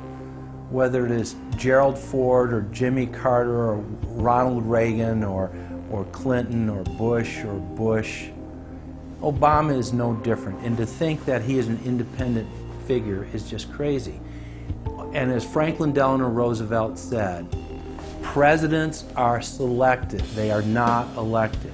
Obama pledged that he would end NAFTA and GATT, and has since fought to expand both of them.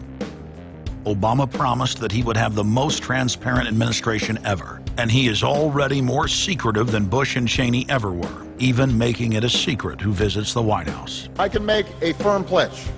If your family earns less than $250,000 a year, if you make less than $250,000 a year, if you are a family making less than $250,000 a year, you will not see your taxes increased a single dime. You will not see your taxes go up. You will not see your taxes increase one single dime. Not your capital gains tax, not your payroll tax, not your income tax, no taxes. Not your income tax, not your payroll tax, not your capital gains taxes, not any of your taxes. Not your payroll tax, not your capital gains tax, not your income tax, no tax. Your taxes will not go up, because the last thing you need is higher taxes when we're in a recession like this, and you won't get one under an Obama administration. Obama made the centerpiece of his campaign the pledge that taxes would not be raised on anyone making under $125,000 a year. He has since gone back on that promise as well, and has proposed new taxes on payroll, energy, home mortgage deductions, and scores of other taxes. He made a pledge. He said, I'm not going to raise taxes on anyone making under $250,000. Is that pledge still active? We are going to let the process work its way through it. So it's not. So it's not. So it's not. We're going to let the process work its way through it. All right? The Senate is looking especially at this issue of capping the deductions for health care that employers and employees now get. That would be an tax increase for many families earning under $250,000, but the president said he was open to it, so that means that the tax pledge he made back in September is no longer operative? Obama said he was going to abolish the Patriot Act. He now vigorously defends it. We saw the same type of flip-flop when it came to warrantless wiretapping of the American people. Look what Obama's done with wiretapping, surveillance. He's brought it to heights even beyond what George Bush, the disgusting levels that he brought it to. So we have more surveillance. Now they're talking about, what is it called, Cybercom, the new Pentagon secret cyber society that's going to be watching over us. To get those terrorists, we got to get those terrorists. So now they'll be invading our privacy even more. So, I mean, it really almost makes you ask the question, would it have been better if we never invented the internet and had to use paper and pencil or whatever? Now Obama is setting up the Cybersecurity Command, which the government admits completely ends the Fourth Amendment and allows President Obama to shut off the internet in the United States whenever he wishes. Indeed, in today's world, acts of terror could come not only from a few extremists in suicide vests, but from a few keystrokes on the computer, a weapon of mass disruption. As part of the new single national security staff announced this week, I'm creating a new office here at the White House that will be led by the cybersecurity coordinator. This new control grid is administered by the Pentagon. They just want to keep tabs on us. So we're turning into a surveillance, wiretapped government state. The government is taking more and more control over our lives. I can stand here today as President of the United States and say without exception or equivocation that we do not torture. Obama made a show of investigating torture, but has ignored the Army's own detailed investigative reports, which name the torturers that the White House memos document were following the directives of Bush and Cheney, the men who are most guilty for issuing the infamous orders. Some low-level soldiers have been prosecuted for their role at Abu Ghraib, but no senior officer has been held accountable in any of these cases to date. Heidi? I know that these debates lead directly, in some cases, to a call for fuller accounting, perhaps through an independent commission. Now, I've opposed the creation of such a commission. Next, Obama expanded Bush's doctrine of indefinite detention of foreigners without trial to holding citizens without evidence indefinitely, without ever even committing a crime. President Obama today proposed something new, something called prolonged detention. Pre-crime is where people are arrested and incarcerated to prevent crimes that they have not yet committed. Barack H. Obama, who ran as an anti-war candidate, has continued the war in Iraq, massively expanded the war in Afghanistan, and unleashed a new conflict in Pakistan. Now Obama is promoting the biggest defense budget in history, dwarfing George Bush's war machine. What George Bush has been trying to do as part of his effort to accumulate more power in the presidency is he's been saying, well, I can basically change what Congress passed by attaching a letter saying, I don't agree with this part or I don't agree with that part. I'm going to choose to interpret it this way or that way. That's not part of his power. But this is part of the whole theory of George Bush, that he can make laws as he's going along. I disagree with that. I taught the Constitution for 10 years. I believe in the Constitution, and I will obey the Constitution of the United States. We're not going to use signing statements as a way of doing an end run around Congress. All right? Obama guaranteed that once president, he would stop the unconstitutional practice of issuing signing statements, through which the executive branch illegally usurps the legislative power of Congress. Congressman Kucinich, when he introduced his 60 articles of impeachment against Bush Jr., I think one was the signing statements. The form of the resolution is as follows. A resolution, articles of impeachment of George Bush, President of the United States. Resolved, that President George W. Bush be impeached for high crimes and misdemeanors. Article 26, announcing the intent to violate laws with signing statements, and in violation of his constitutional duty under Article 2, Section 3 of the Constitution, to take care that the laws be faithfully executed, has used signing statements to claim the right to violate acts of Congress even before he signs those acts into law.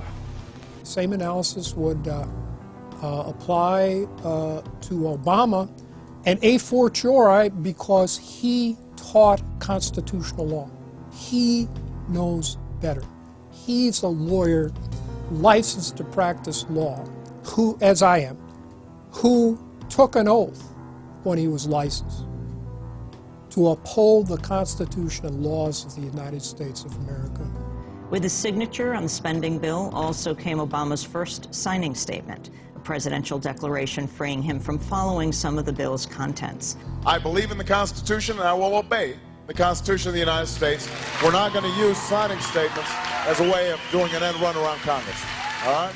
He also promised that he would call on Congress to take at least 5 days to read new legislation before it was voted on.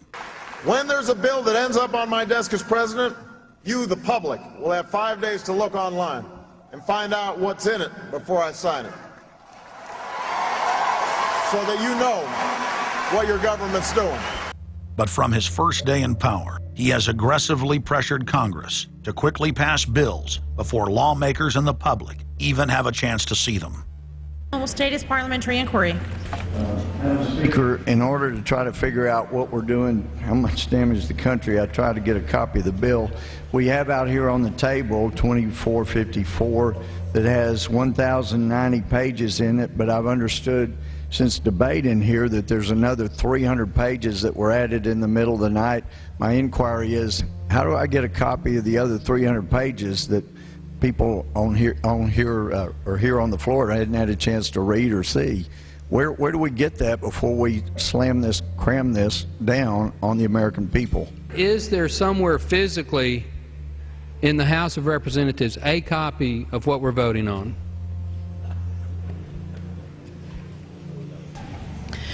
The gentleman has not stated a parliamentary inquiry that the chair can answer. Mr. Speaker, I have to say that I am outraged. Here we are getting ready to vote on a piece of legislation, and we haven't even seen 300 pieces of this legislation. No one can even find the bill or even knows where it's at. Obama swore that he would never put lobbyists or donors in his administration. Treasury Secretary Timothy Geithner appointed Mark Patterson, and this is a former top lobbyist for Goldman Sachs, as his chief of staff. And then last week there was a lot of buzz over William Lynn. He was appointed to the #2 position at the Defense Department. William Lynn, also a former top lobbyist for Raytheon, which is one of the 5 largest defense contractors. He has now broken all previous records by cramming his administration full of contributors and lobbyists who openly write legislation being proposed by the White House. There's a good reason Obama doesn't want to give the people or Congress any time to read the bills. I'm still needing a copy of the other 300 mysterious pages that we don't get to see here. Shortly after the 2008 election, Vice President Joe Biden confided to top supporters that it was essential that their program be implemented at lightning speed. Because their agenda was so unpopular, they knew Obama would lose support quickly. Obama's handlers were in a race to pass a raft of legislation before the people discovered that Obama was just a slicker, updated version of previous puppets. Obama is the New World Order's closer. It's his job to repackage and solidify the tyrannical policies of George W. Bush as progressive and trendy. So part of my job, I think, as president, is to make government cool again. Chris Hedges, author of Empire of Illusion, explained it succinctly. President Obama does one thing, and brand Obama gets you to believe another. This is the essence of successful advertising. You buy or do what the advertiser wants because of how they make you feel. Through Obama, the global establishment are now putting their entire program into high gear. Obama is attempting to dismantle the Second Amendment with more than a dozen victim disarmament bills now in Congress. The key is going to be, I think, for us to come together and say people do have an individual right, and there's nothing wrong with common sense gun laws.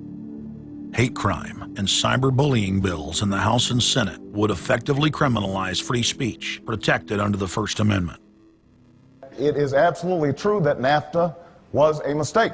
A senior member of the Obama campaign called the Canadian government within the last month to say that when Senator Obama talks about opting out of the free trade deal, the Canadian government shouldn't worry. The operative said it's just campaign rhetoric and don't take it seriously. Campaign officials called the U.S. ambassador to Canada and say, don't worry, it's just campaign rhetoric about NAFTA. The Canadian government put out a statement indicating that this was just not true. So I don't know who the sources.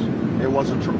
Amid all of the denials, sources at the highest level of the Canadian government who first confirmed that a call was made, late this afternoon reconfirmed that a call was made. President Obama is promoting the creation of a North American Union and is attempting to expand NAFTA and GATT. President Obama is pushing nation-ending blanket amnesty for more than 20 million foreign aliens living illegally inside the United States. He's also overseeing the hijacking of health care by the federal government, which will nationalize more than 20% of the U.S. economy. And you want us to believe that a government that can't even run a cash for clunkers program is going to run 1/7 of our U.S. economy. No, sir. No. Obama is continuing the transfer of national sovereignty to unelected international bodies like the United Nations and World Trade Organization. And most important of all, under the cover of banking reform, Obama wants to hand dictatorial power over the United States economy to an offshore private banking cartel known as the Bank of the World. Richard, what happened to all those threats from France's president about storming out and about having a global regulator who is going to reach across borders and be able to deal with markets no matter what country they were in? They have opened up the idea of there being some form of other regulator across countries, and I think that's going to come back. So is this some sort of new world order, which Gordon Brown kind of alluded to? I think a new world order is emerging, and with it the foundations of a new and progressive era of international cooperation. The finance heads of the 20 industrialized nations met again in late September of 2009 at the G20 summit in Pittsburgh, Pennsylvania. At that meeting, ministers called for an end to the dollar as the world reserve currency. They also called for a strengthening of global governance and called for a new world order. While the bankers were busy carving up the world at the G20 summit, Barack Obama was in New York City at the United Nations because he's got a new job to chair the United Nations Security Council, the most powerful position in the world government body. President Obama does what no other U.S. president ever has. As President Obama presided over the UN's most powerful body, that would be the Security Council. 6,191st meeting of the Security Council. For a couple of hours, you could say Mr. Obama was president of the world. It is the story of a world that understands that no difference or division is worth destroying all that we have built. In my own country, it has brought Democrats and Republican leaders together. Leaders like George Shultz, Bill Perry, Henry Kissinger, and Sam Nunn, who are with us here today. Barack Obama is the first president to hold two posts simultaneously. And there's a good reason for that. It's illegal. Article 1, Section 9 of the Constitution forbids any U.S. president from serving any foreign government or institution. He swears an oath to protect and defend the Constitution of the United States. But now Barack Obama has sworn allegiance to the global government and the United Nations that he heads up. Let that sink in real good. Barack Obama now heads the United Nations Security Council. You cannot serve two masters, and Obama isn't. He's selling out the last vestiges of sovereignty that this country had. This, ladies and gentlemen, is the destruction of our nation, and it's also high treason. Obama's lies are obvious and out in the open. He hides in plain sight. And from the moment he took office, his lies have only increased. Despite the fact that his ratings have dramatically dropped since Election Day, from the mid-80s to the low 40s, a large portion of Americans still gullibly hang on his every word. It is bringing entertainment to thousands of people. Through its magic, we are able to enjoy a combination of the radio, motion pictures, and the stage, right in the comfort of our own homes, simply by pushing a button and turning a dial. These cells with their electrical charges are scanned by a stream of electrons, completing 30 pictures a second. Compare that crude picture with these of today, and you can judge for yourself how far along the road to perfection television has traveled. Most people still today think that all entertainment to do with movies, drama, is therefore nothing more than their entertainment. It never ever was that case. Of course, television can't perform such miracles as this, yet. But perhaps there's no harm wishing that it could. The greatest social messages are promoted through movies and drama, high drama, through the fixation of emotive sequences, emotional sequences, not logical, factual sequences, but pushing points across in an emotional way which register and fix in the mind. So emotional content is very, very important, rather than going through an actual discussion or an argument using logic and facts. There's no debate. And when you're being downloaded through fiction, your guard is down, the censor part of your brain is not in action. It isn't saying, yes, I agree with this, I disagree with that, as you would in a debate or a lecture. You're actually in an alpha state, being completely downloaded with new ideas. Throughout history, social engineers have refined techniques designed to control large populations. About 100 years ago, this big organization with many branches, they wanted to rule the world basically using Britain as a nucleus of a system, an embryo, which also was going to be joined with the US under the Anglo-American establishment. Wrote about the kind of culture and the changes of culture over a 100-year period that they would actually design, implement, and bring in. And H.G. Wells talked about it too. He talked about arenas. He says arenas could be put up across the world for sports, for instance. Now at that time, sports was something that children, school children were into. Adults became adults and got onto adult things. So it was unimaginable at the time that people could actually believe that There was even a need for adult sports and entertainment, never mind having arenas built across the world. But he said we can do this, and foist basically a sports culture for the males. Using a tribal system, we're all tribal to an extent. That's why we even bother to vote for a tribal leader. This is well understood. That's why we're supplied with these leaders. And because the average man was to become more disengaged from his own destiny as the expert class arose, it was decided that the males would get their outlet, basically, gradually becoming helpless as males through sports. Therefore, they'd have a tribal team they could identify with. They could cheer them on as they were winning. In their own personal lives, they were getting nowhere. They were getting disenfranchised, in a sense, as experts took over decision-making for them in all kinds of fields. So this was psychology at use, planned before they even implemented the sports. When radio came along, of course, they used that to the maximum. Sports for the men, soaps basically for the women, and then in came television, as I say, with its alpha state, its hypnotic state. And sure enough, around the 1960s, really 50s and 60s, it took off. It really took off, and men became glued on Saturday nights to the sports shows.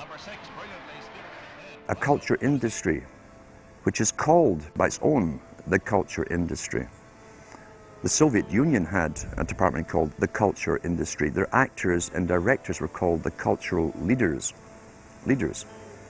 because they would, like a computer, people are like computers, all you have to do is keep giving them new updates every so often, and you can change an entire country or a nation or a block of nations who are all getting the same upgrades at the same time along certain paths. Today we call it political correctness. Most people want to belong to their peer group. They want to be the same as everyone else when it comes to opinions. In fact, they judge their own personal sanity by bouncing ideas off their neighbors and friends who will answer back and agree on these same topics in kind. It doesn't matter if the topics or what you're given are facts or utter nonsense, as long as everyone agrees at the same time. You'll say, well, I'm sane, and your friends will all agree because they've had the same information given to them. But they've been programmed, and I'm sad because I know that it's hard for people like that to take an interest, a serious interest in world affairs, to take a serious interest in what their elected officials are doing. And they're not going to be really inclined to study or discover the deception that's being used against them. And so I'm sad because I see all of that in a flash in my mind as being an indication of how easy it is for the masses to be manipulated. The scientific dictatorship understands what makes human beings tick. They understand our psychology. They've studied it, and they're using it against us. But the minute the public awakens to the fact that there is an agenda to manipulate them, and the second the public realizes that they are being conditioned and controlled, the establishment begins to lose that edge they've got over people. So all I ask viewers to do is to think for themselves and to study public relations, to study advertising, to study propaganda, and to realize how much of it is out there in their daily lives. And then make the decision for yourself. I just want people to think on their own and to not have their decisions and their thoughts and their ideas pre-packaged and basically downloaded into them. If it's on TV and a famous face says something, then it must be true. He doesn't have to show you facts or anything else. You've been brought up with these faces. That's why they keep these guys on television into their 70s and 80s. You've grown up with this father figure who's on television every night at 6 o'clock. In your house, in your room, staring right at you, and he's a father figure. Would he tell you a lie? So you naturally never suspect him. And this same man will lead you through new topics. He'll introduce experts on the topics. They'll have a little summary at the end of every talk, and you are now left with the conclusion that's presented to you. You don't arrive at it, it's given to you, and it's good enough for you. When I was growing up, people were talking on their front porches, neighbors were playing baseball, there were nightly barbecues. You don't see that anymore. We've lost our communities. You drive through neighborhoods, you see the blue glow of television sets. We're losing our humanity. So if you want to rebel against the globalists, the social engineers, start by turning the TV off a few hours a day and actually getting to know your neighbors, getting outside that comfort zone, expanding your horizons. By coming together as communities, by getting to know our neighbors, we defeat the social engineers. We're programmed today perfectly just like machines.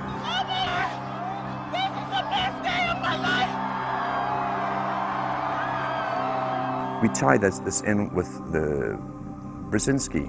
Brzezinski said in 2 Ages, now this guy was way up with the NSA. He's a master geopolitician. He admits he works in 20, 50-year periods to do with geopolitics in other countries. But he said himself, the public will shortly be unable to think or reason for themselves. He was meaning by the form of information that was given to them, the type, the formulas that were in use then in the 1970s. He says, eventually they'll be unable to think or reason for themselves. And eventually, he said, they will expect the media to do all their thinking and reasoning for them. Well, that's happened today. That's why people today can't think outside of the programming from television. Zbigniew Brzezinski, Obama's main foreign policy advisor, talks about how a cult of personality can be artificially manufactured to influence the masses. In the first months of my administration, to pull our economy... Oh, goodness. Sorry about that, guys.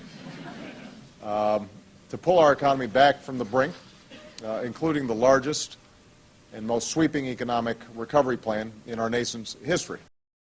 We're gullible, but we're also willingly gullible.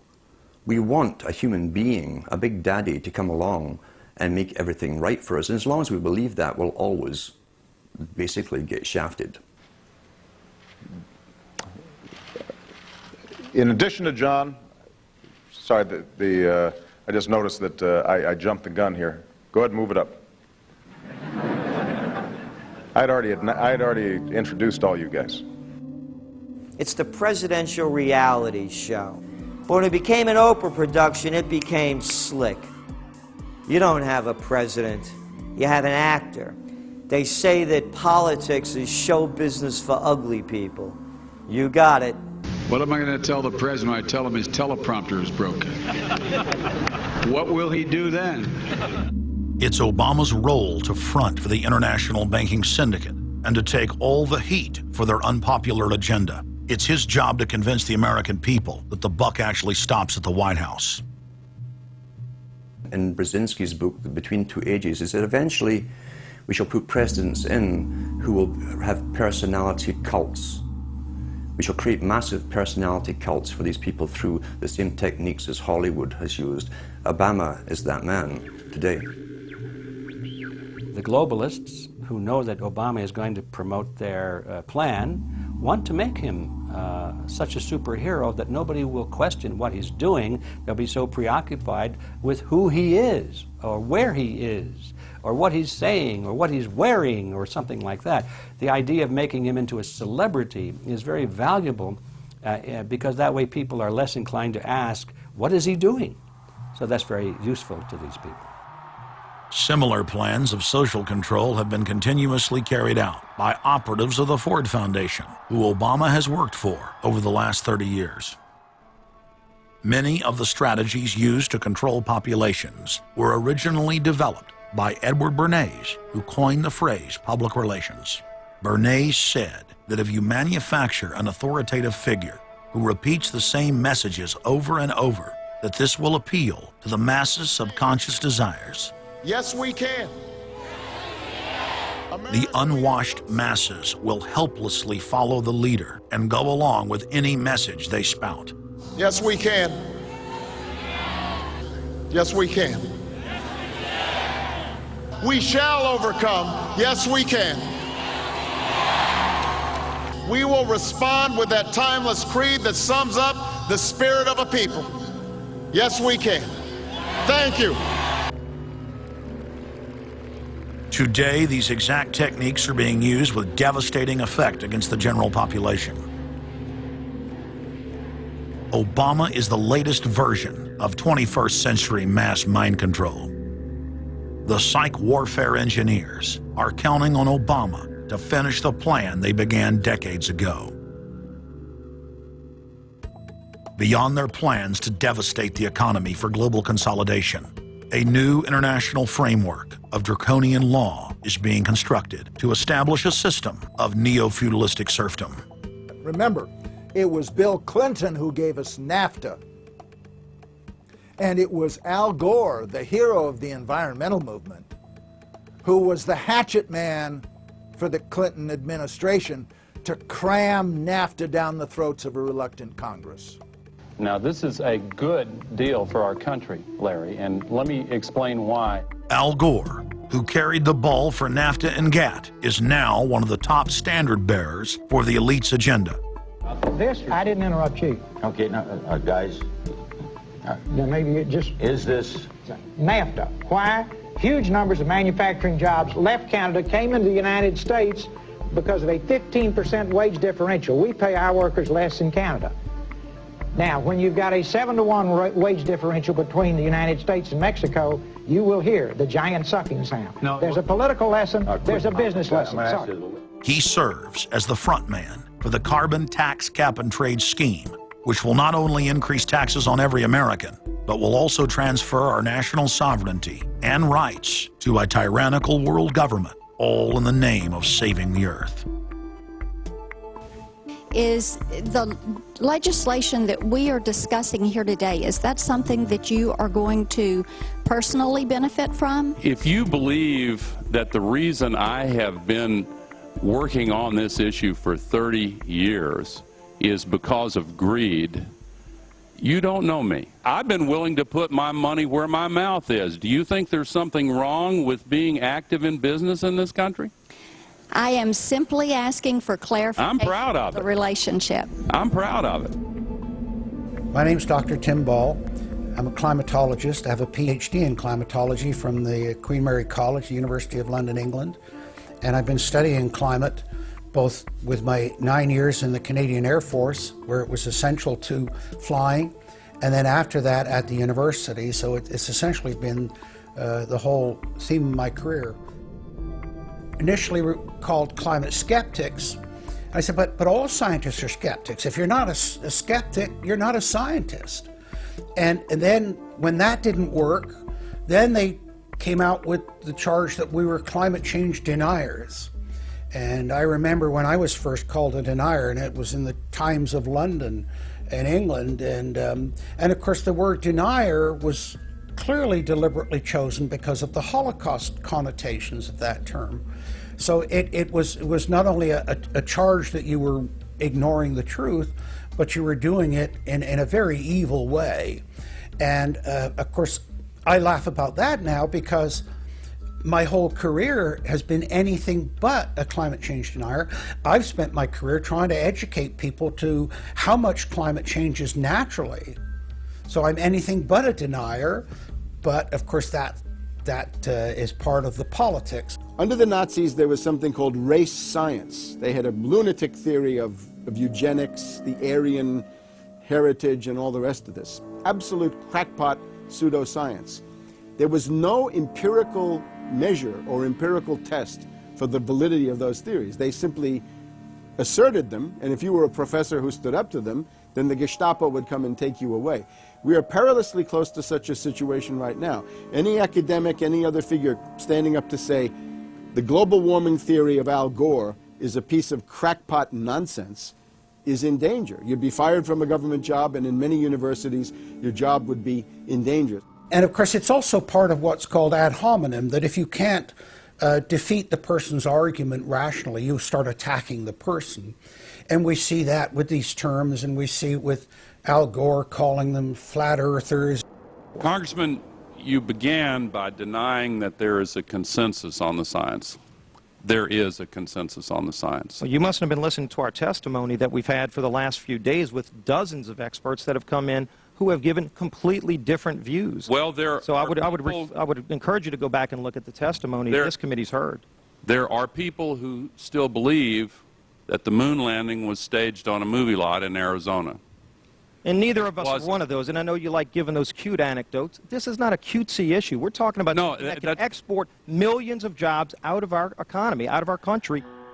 Richard Lindzen, an MIT professor of atmospheric physics, said it many years ago when he said the consensus was reached before the research had even begun. And then scientists like myself that stood up and said, hold on a minute, I got problems with it. Oh, paid by the oil companies, don't trust that guy.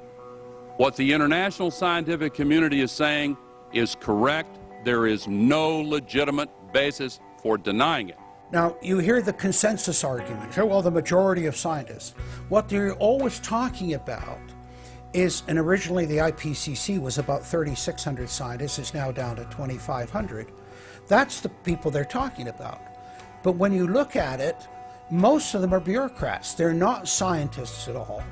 And very, very few of them are actual climate experts. Now, the consequences of that, and whether that's because of man-made CO2, I think are debatable. If CO2 is not causing the climate change, what is? What are the major driving factors? And so they're essentially the ones that are left out by the Intergovernmental Panel on Climate Change. It's unbelievable to me that they can come out and ignore the sun. I mean, everybody knows the sun goes in, it gets cool. You notice that, right? You have an eclipse, the temperature drops, and the birds start to get excited and so on. And when you look at the seasonal changes with the sun, how you can suggest that the sun is not a factor is really quite remarkable. Giving us false scientific information is not going to clean up our environment. Speaking with a lot of promises and innuendo is not going to help clean up our environment. The globalists have co-opted the environmental movement. There are a lot of real environmental problems we face, like genetic engineering, where they're splicing plants, animals, insects, you name it. Toxic waste dumping in the ocean. No one wants to breathe bad air or drink toxic water. But the global carbon tax has nothing to do with that. It's a tax literally on breathing. Go out on the street or talk to your friends, your neighbors. Ask them, hey, should we ban dihydrogen monoxide? It's bad for the environment. The average person will sign your petition calling for the banning of water. That's right. Dihydrogen monoxide is water. It's the same thing with table salt, sodium chloride. And that's exactly what the establishment is doing with carbon dioxide. Ooh, dioxide. It has this scary sounding name. But the truth is, it's one of the 4 elements of life on this planet. Oxygen, carbon dioxide, water, and sunlight. And if the establishment can tax and list as a toxic waste one of those basic 4 building blocks of life, carbon dioxide, they can regulate and control every facet of our lives and shut down any businesses that aren't part of their New World Order.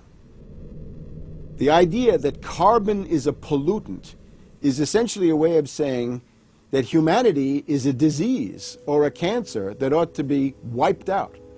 Genocide. People have argued in this environmental coterie around Obama, around Holdren, the theoretician of de-development, who is now the science advisor of the White House, really the anti-science advisor. They've argued that babies are carbon monsters, carbon machines, and that every time you breathe out carbon dioxide, you're part of the pollution of the planet. This is an absolutely anti-human doctrine. They use the environmental movement to promote their real agenda, which is globalization and federalization and power. The advisor to Gordon Brown wants to exterminate 1/2 of the population of the British Isles. Now that's something Hitler might have tried to do, or Stalin. They didn't succeed. Will Gordon Brown do it? You can read this in the statements of these lunatics, radical environmentalists fanatical Malthusians, tree huggers, whatever you want to call them. This is an ideology of genocide which can be documented exhaustively, ad nauseum, out of their own statements. When Gore said the science is settled, that raised red flags amongst the media, and then also amongst a lot of other people that sort of knew that that wasn't true, other scientists, and started to look at it. And of course, the more they looked at it, the more they realized, no, science is never settled. What is coming down now is environmentalism is nothing but phony science. Nothing but phony science. And if we really believe in the environment, if we really believe in freedom, if we really believe in truth, we need to get some straight answers. Now, the Kyoto Agreement, of course, was reached in the city of Kyoto.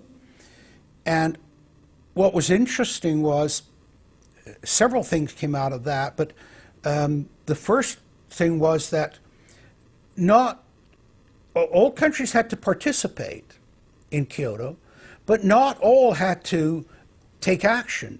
Only the developed nations were required to reduce their level of CO2. The developing nations were excluded. Now, of course, at that time, China was, and in some ways you can argue it still is, a developing nation. So it wasn't required to meet any targets under Kyoto, nor was India. The U.S., of course, held out. And what's interesting is that the U.S. Senate voted 95-0 against the Kyoto Accord, even though Al Gore was the vice president at the time. And lucky for him, he didn't have to cast a deciding vote. But so it was 95-0 against it, because the U.S. Senate saw, no, this is a socialist distribution of wealth. This is going to cost jobs and economy, and so they scrapped it completely. We're now told that you have to buy carbon offsets. In other words, if you have sinned by having a carbon footprint and by carbon emissions, you've got to buy a carbon offset, which is usually a scam. Somebody claims to have planted an acre of grass in the third world. It never happened. They take your money and laugh all the way to the bank. But they're telling you that in order to cleanse your guilt, you've got to buy a carbon offset. Talk about carbon polluters. You talk about them. It's my understanding that back in 1997, when you were vice president, Enron's CEO, Ken Lay, was involved in discussions with you at the White House about helping develop this type of policy, this trading scheme. And is that accurate? Is it inaccurate? It's been reported. I don't know, but I met with Ken Lay, as lots of people did, before anybody knew that he was a crook. Right, and clearly you can see why so many of us are concerned about this type of cap-and-trade energy tax that would be literally turning over this country's energy economy. I didn't know him well enough to call him Kenny Boy. Well, but you knew him well enough to help devise this trading scheme, and obviously we know what Enron and these big guys on Wall Street like Goldman Sachs, and I know you've got interest with Goldman Sachs. No. Well, that's been reported. Is that not accurate? No, I wish I did. With executives you're partnered in companies with executives from Goldman Sachs. Well, if you're not. Al Gore has got to be the greatest con artist in modern history. This guy claims he invented the internet, even though it's on record he's a liar, and he got away with it. He was the pitch man that successfully sold, as vice president, NAFTA and GATT. That's lowered the standard of living in the United States and Mexico and almost completely deindustrialized our country. Now he's saying you should pay him and his private company, set up by Enron, a carbon tax on breathing. Look, if you want to buy Al Gore's propaganda, go ahead. But before you do that, you should at least look into the claims he's making. There was a meeting in the White House in 1998 between Al Gore and Bill Clinton, Ken Lay, and Lord Brown. Okay, well, who were these people? Well, we know the president, the vice president. Ken Lay, of course, was the president of Enron. And Enron was a major, major player in the carbon credit, carbon trading. And in fact, stood to make an enormous amount of money out of it. And so it was part of I think, part of the collapse of Enron. And Lord Brown, of course, was the head of the largest oil company in the world. And they were looking to buy into this, as is happening now, where the energy companies are becoming the big promoters of, oh, we got to go green, we got to go to alternate energies, and all of this this stuff. They saw a business opportunity and leapt onto it, and one that would make them look green again. When it came time for the 1,200-plus page greenhouse gas emission and carbon legislation to be voted on, the Speaker of the House, Nancy Pelosi, would not let the Republicans, or even members of her own party, see the bill until minutes before the vote. Republican Minority Leader John Boehner engaged in a rare House filibuster and read shocking section after shocking section from the legislation. Now, I really hate to do this, but when you file a 300-page amendment at 3:09 a.m., the American people have a right to know what's in this bill and have a right to know what we're voting on.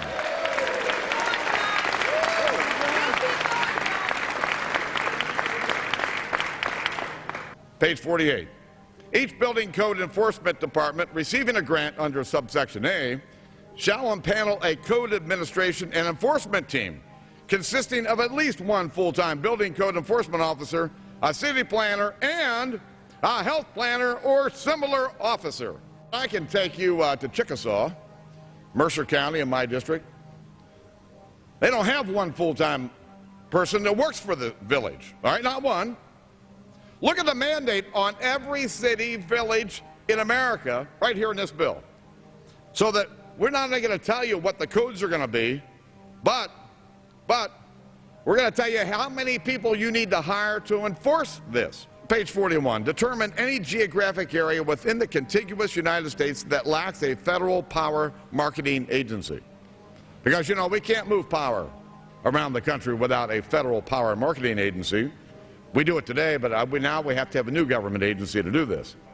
All California housing standards are now going to be imposed on every American community. You don't have the right to have your own building standards in your community or in your state. Hell no, the federal government's going to tell you what they are. It quickly became clear why Pelosi and the Democratic leadership were desperate to keep the contents of the bill secret before the vote. Now, because of this underlying bill, the federal government will virtually have control over every aspect of lives for the American people. It is time to stand up and say, we get to choose. We choose liberty or we choose tyranny. It's one of the two. The underlying bill represents the tyranny and the intervention of the federal government. It's our choice. What will we choose today? Will we choose liberty or will we choose tyranny?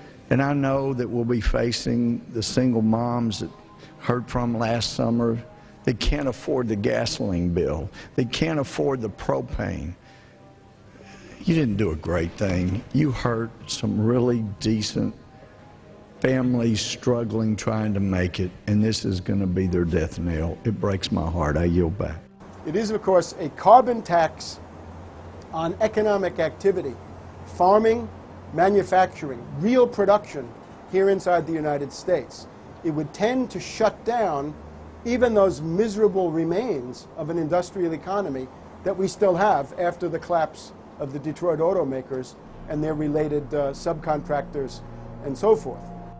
Every home and business in the United States would be federally regulated and controlled. Mandatory home inspections will be carried out by federal inspectors, and it's all at the expense of the homeowner. In New York, they're called the environmental police. On this day, a surprise visit to a market in Brooklyn's Chinatown. And every day you're not in compliance, you face huge fines. Go to page 235. The Secretary may set and collect reasonable inspection fees to cover the cost of inspections required. So number one, they can come in, the federal government can come in and inspect your house and send you the bill. And if they find that you're out of compliance with this new federal code, the Secretary shall assess a civil penalty for violations of this section. And then further, going to page 236, each day of unlawful occupancy shall be considered a separate violation. We're setting up a global warming Gestapo that can literally come in, and now this new term, unlawful occupancy. So now living in your home is considered unlawful under this bill. This is ludicrous.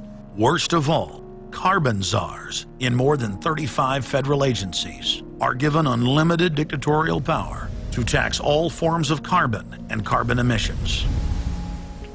The Commissar Green Police openly brag that they will have the power to selectively enforce the new edicts on a case-by-case basis. It's funny because when I tell people what I do for a living, the first response usually is, "You're with the environmental police?" There is no environment in New York City. With this new power, the green mafia can take over the entire economy through selective enforcement. We know, Madam Speaker, that this national energy tax will cost the American people $2 trillion. We know that. We know this will result in a loss of 2.5 million jobs every year for the American people. We know that. We know this will result in a reduced standard of living for Americans. We know that. What is the point and what's the benefit? The same central banks that have stolen more than $50 trillion from national treasuries across the planet are now creating a new derivatives fraud through the cap-and-trade carbon tax system that dwarfs their previous Ponzi schemes.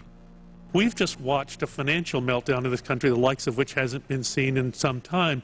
Now, if people like credit default swaps, they're really going to like the carbon swaps that are going to occur and the carbon future swaps. We spent a full day in this committee last summer talking about the manipulation of the energy futures market in oil. We're going to create, I fear, another such system that people who have an inclination to react dishonestly to systems are going to actually have a new opportunity. Is that not a problem?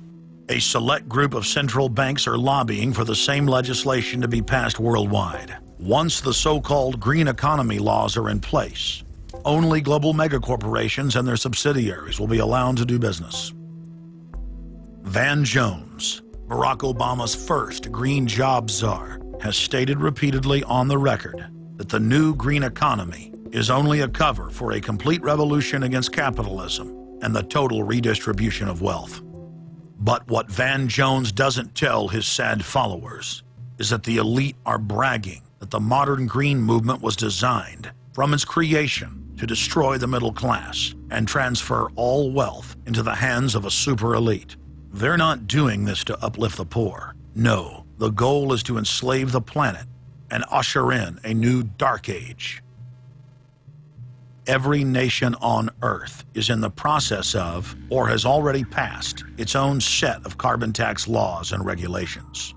If their plan is successful, every nation on Earth will not only pay tribute to the powerful world government, but every facet of human life will be regulated by the technocratic global planners.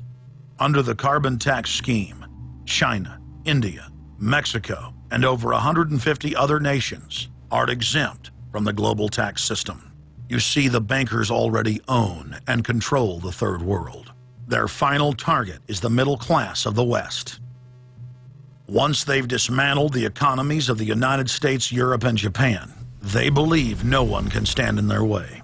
In short, the New World Order is a global corporate takeover.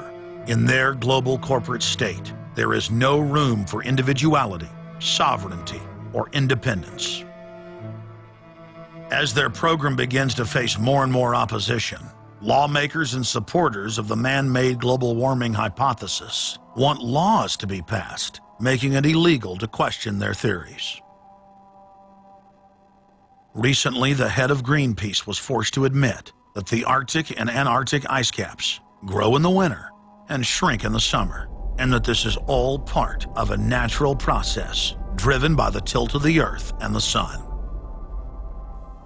The cosmic radiation coming from space, the amount reaching the Earth is affected by the strength of the sun's magnetic field. So the magnetic field of the sun is almost like a gateway controlling the cosmic radiation reaching the Earth. The magnetic strength of the sun is also related to the number of sunspots. So they are directly related to changes within the inner structure of the sun.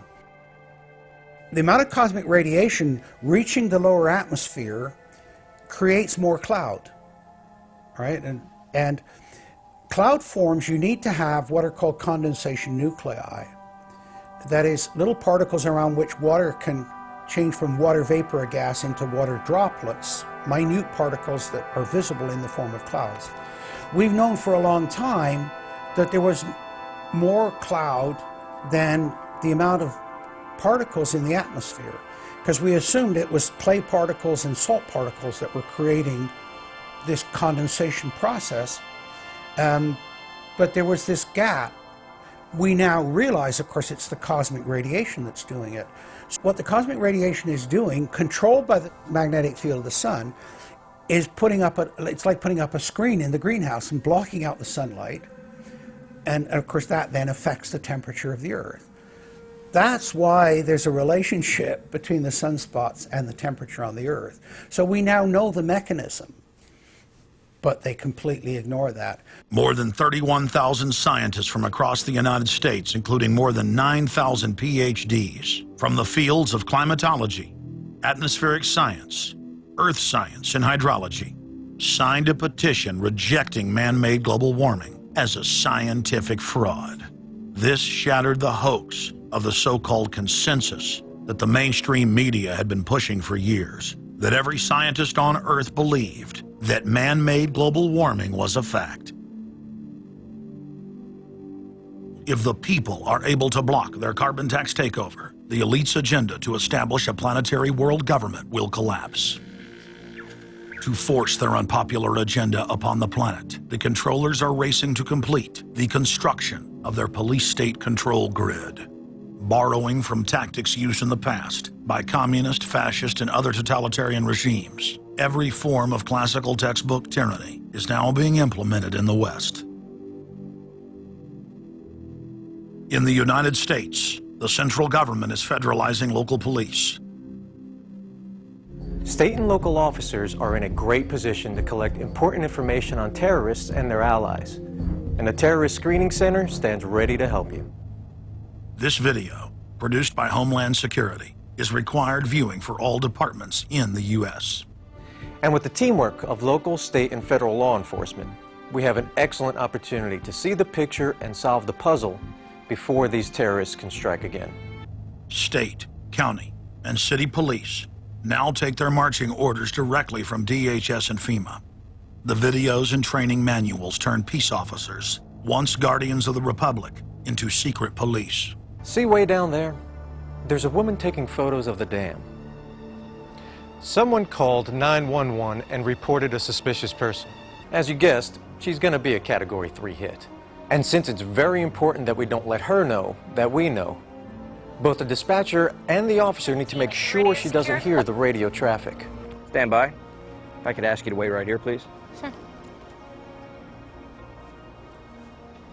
Everyday items and activities are listed as proof that you are sympathizing with shadowy boogeymen of terror. Of course, he's going to keep his eyes open for anything interesting or unusual in the car. That would include cameras, binoculars, video equipment, GPS, maybe things like sleeping bags that suggest they're living out of the car. From their inception, Homeland Security and Northcom were set up to dominate the people and the states, not to fight the CIA-created Al-Qaeda. Patriotic members of the military and law enforcement, at great risk to their lives and careers, have sent this filmmaker federally and internationally produced law enforcement manuals, textbooks, documents, and videos. The MIAC report, distributed to Missouri law enforcement, lists gun owners, libertarians, constitutionalists as potential terrorists. The federally written document went on to list Ron Paul, Bob Barr, and American flag bumper stickers as dangerous paraphernalia linked to white supremacists. Even before 9/11, FEMA was quietly indoctrinating local police to have a hatred of the Founding Fathers and everything our constitutional republic stands for. Who was the first terrorist organization in the United States? Who? Founding Fathers. Founding Fathers. You mean Thomas Jefferson? Oh, yeah. You mean George Washington? Oh, yeah. Paul Revere? Yeah. These guys right here, let me ask you something. Did they try to scare people? Oh, yeah. They tried to intimidate the British. Did they use acts of violence? Your founding fathers, my founding fathers, were involved in acts of terrorism against British officials because they systematically had British officials assassinated. In the old Soviet Union, Nazi Germany, and Maoist China, the police's main job was not fighting crime. In totalitarian forms of government, the police are political enforcers. or commissars as they were known in Russia. It's their job to spy on the public and to intimidate the exercise of free speech. Once a climate of fear has been achieved, the public begins to self-censor, to shut down. Once the people have been intimidated to withdraw from the field of intellectual battle, the tyrants have a free hand to expand their oppression and looting of the helpless serfs. The average man and woman is in a trance. They get home from work, they don't even talk to their children. They turn the television on, and they let those corporate messages set the agenda in their lives. If we want a revolution against these social engineers and the scientific dictatorship, we have to start getting back to basics, having barbecues, knowing our neighbors, loving our husbands and wives, spending time with our children, and getting back to real human culture. This false corporate culture has been superimposed over our daily lives. The public is literally under a trance. We have to somehow reach out to them and break them out of this trance. And as the globalists destroy our standard of living and bring in their police state, a lot of people are beginning to wake up and realize that what they've been told all their lives was a lie. But it's essential that we, the people, are there to reach out to our fellow Americans and our fellow human beings and show them the truth. But the scientific dictatorship needs more than just a secret police network to carry out their plan. Citizen spies at every level of society have been recruited to keep their eyes and ears focused on everything their neighbors and co-workers are doing and saying. More than 50,000 private sector executives have been recruited by FEMA to secretly serve as deputy FBI informants under the InfraGard program.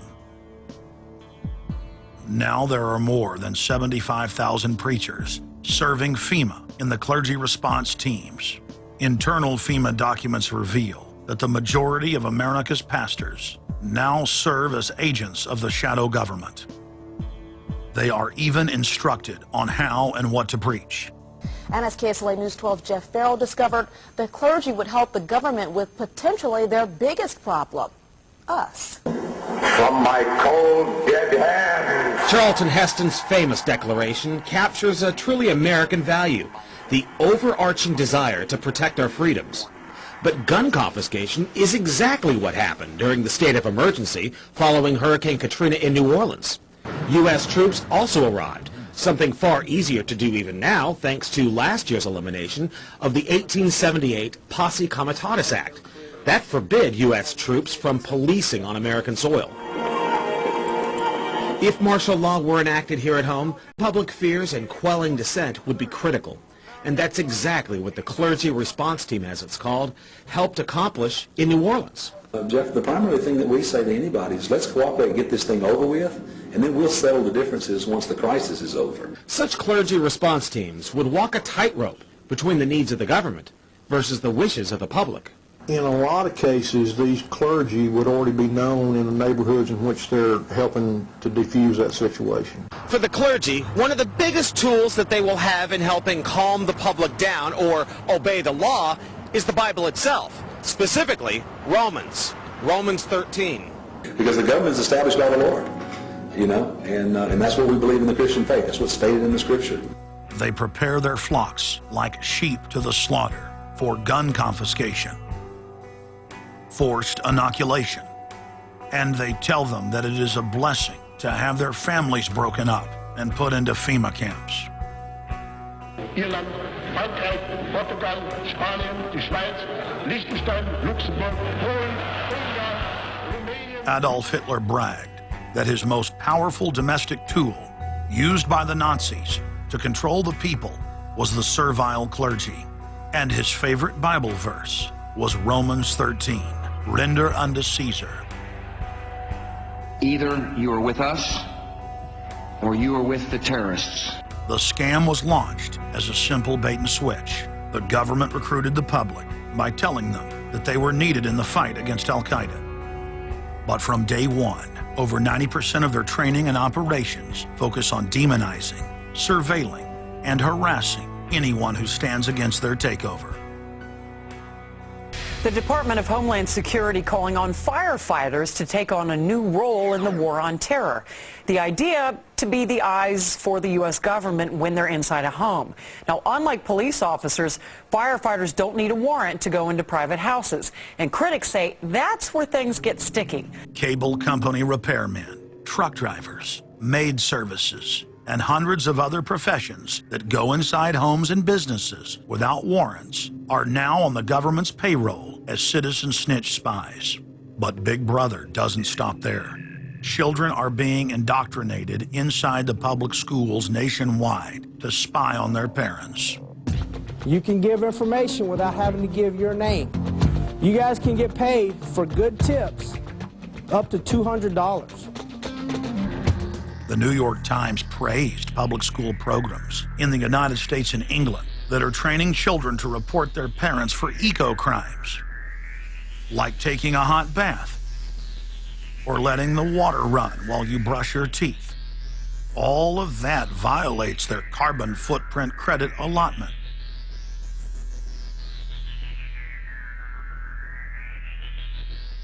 Check it out, check it out. And that's where we come in. We're the carbon cops and we're on the lookout for energy wasters. Our job is to get all Australian households to cut their carbon emissions. So Carbon Cops is a program that looked at energy use in a domestic sense. We went into people's houses and got them to reduce their energy use by 50%. Sadly, the Boy Scouts of America have now contracted with the Department of Homeland Security and are now training more than 20,000 Boy Scouts in anti-terror urban warfare mount training. The federal grants are very specific. The Scouts are trained to carry out seek and destroy missions against disgruntled veterans of the U.S. Armed Forces. Good evening, everyone. Homeland Security is enlisting some unlikely new recruits to fight terrorism and help with other emergencies. The Girl Scouts. Girl Scouts across the country and here in East Tennessee are now taking part. 9-year-old Elise Murphy has already earned a lot of Girl Scout patches. And now, every member of the 3.4 million Girl Scouts of America is now being trained by the Federal Emergency Management Agency to aid and support Homeland Security in disaster and anti-terror operations. One of the things that if you talk to our generals, they are desperate for is a civilian counterpart to our military forces.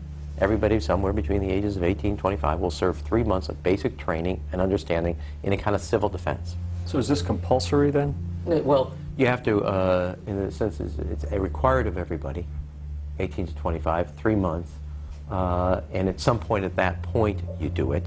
Creating citizen armies in one way is, it's disgusting, because what you do is you get young kids and you can mold their minds easily. And we saw them chanting and crying, and they'll follow any leader, whether it's in a black shirt, a brown shirt, a red shirt, whatever the shirt might be. Another branch of Homeland Security, the Corporation for National and Community Service, is setting up literally hundreds of other private uniformed youth groups. The White House has introduced legislation to establish forced national service for all Americans between the ages of 16 and 64. In 2008, the North American Military Governorship, known as NORTHCOM, announced that they had deployed 4,000 regular Army troops inside the United States to deal with civil unrest because they knew that their offshore masters were about to rob the United States blind. In 2009, the Pentagon requested funding from Congress to deploy 379,000 military personnel in thousands of communities across the United States. And now, legislation has been introduced in Congress to expand a system of FEMA concentration camps across the United States under the National Emergency Centers Act, H.R. 645. The Republic is hanging by a thread. The last vestiges of our free system of government are being swept away. You got time to watch baseball, you got time to watch football, you got time to entertain yourself, but I think a knowledgeable public we're losing, and we've got to get people back on track to paying attention, because if you don't pay attention to your government and what they're doing, you're going to pay some dire consequences for it. Unless we become active and become influential in the power centers of society, there's nothing we can do about it. Just knowing about it is not enough. And as long as we are given at election time an option between the Republican candidate or the Democrat candidate, both of whom have been selected by members of the Council on Foreign Relations and both of whom have the same general policies, that's not going to change anything either. So the real issue is, so what? And the answer is we've got to recapture control of the power centers of society. The people have a decision to make. Our nation has been seized in the jaws of a global corporate takeover. The republic is passing into history. We're losing our freedoms. And it's up to every man, woman, and child in the United States to decide whether we're going to be fooled by the slick propaganda of the social engineers or whether we're going to restore the republic. The values expressed by our founding fathers and the Declaration of Independence and other documents are very important to these times, and it's now our chance to manifest those documents. Now is the time for all good men to come to the aid of their country, because the country is being stolen from us in broad daylight. Not only stolen metaphorically, but financially as well. The numbers don't lie. The American people, having been educated as to the truth, then have to rise up and demand and get a government that starts serving them. We need a change, and it isn't going to come from Democrats and Republicans. It has to come from the American people. Dissension is the greatest form of patriotism, and I believe that. Because if you don't hold your elected officials' feet to the fire and pay attention, you are going to get bad government. So it's imperative for all of us. It's our job as citizens of this great country to pay attention. This is our last chance to not relive history. Hundreds of nations have fallen to tyranny in the last century alone. America is a prize coveted by the despotic megacorporations that now dominate our planet. If their world government is truly to rise, freedom and the republic for which it stands must fall. Now is the time for all good men and women to come to the aid of their country. One of the greatest events in history is taking place before our very eyes. For many generations into the future, our progeny will look back on this time as either a place where humanity rose to the challenge and made a stand against the forces of darkness, or as a time when the planet fell into the grip of a merciless high-tech tyranny.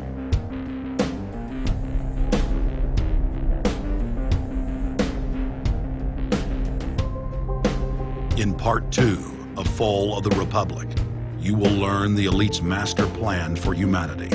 But more importantly, you will learn how to stop that plan, reverse the criminal tide, and reignite the flame of liberty on the long march to man's ultimate destiny.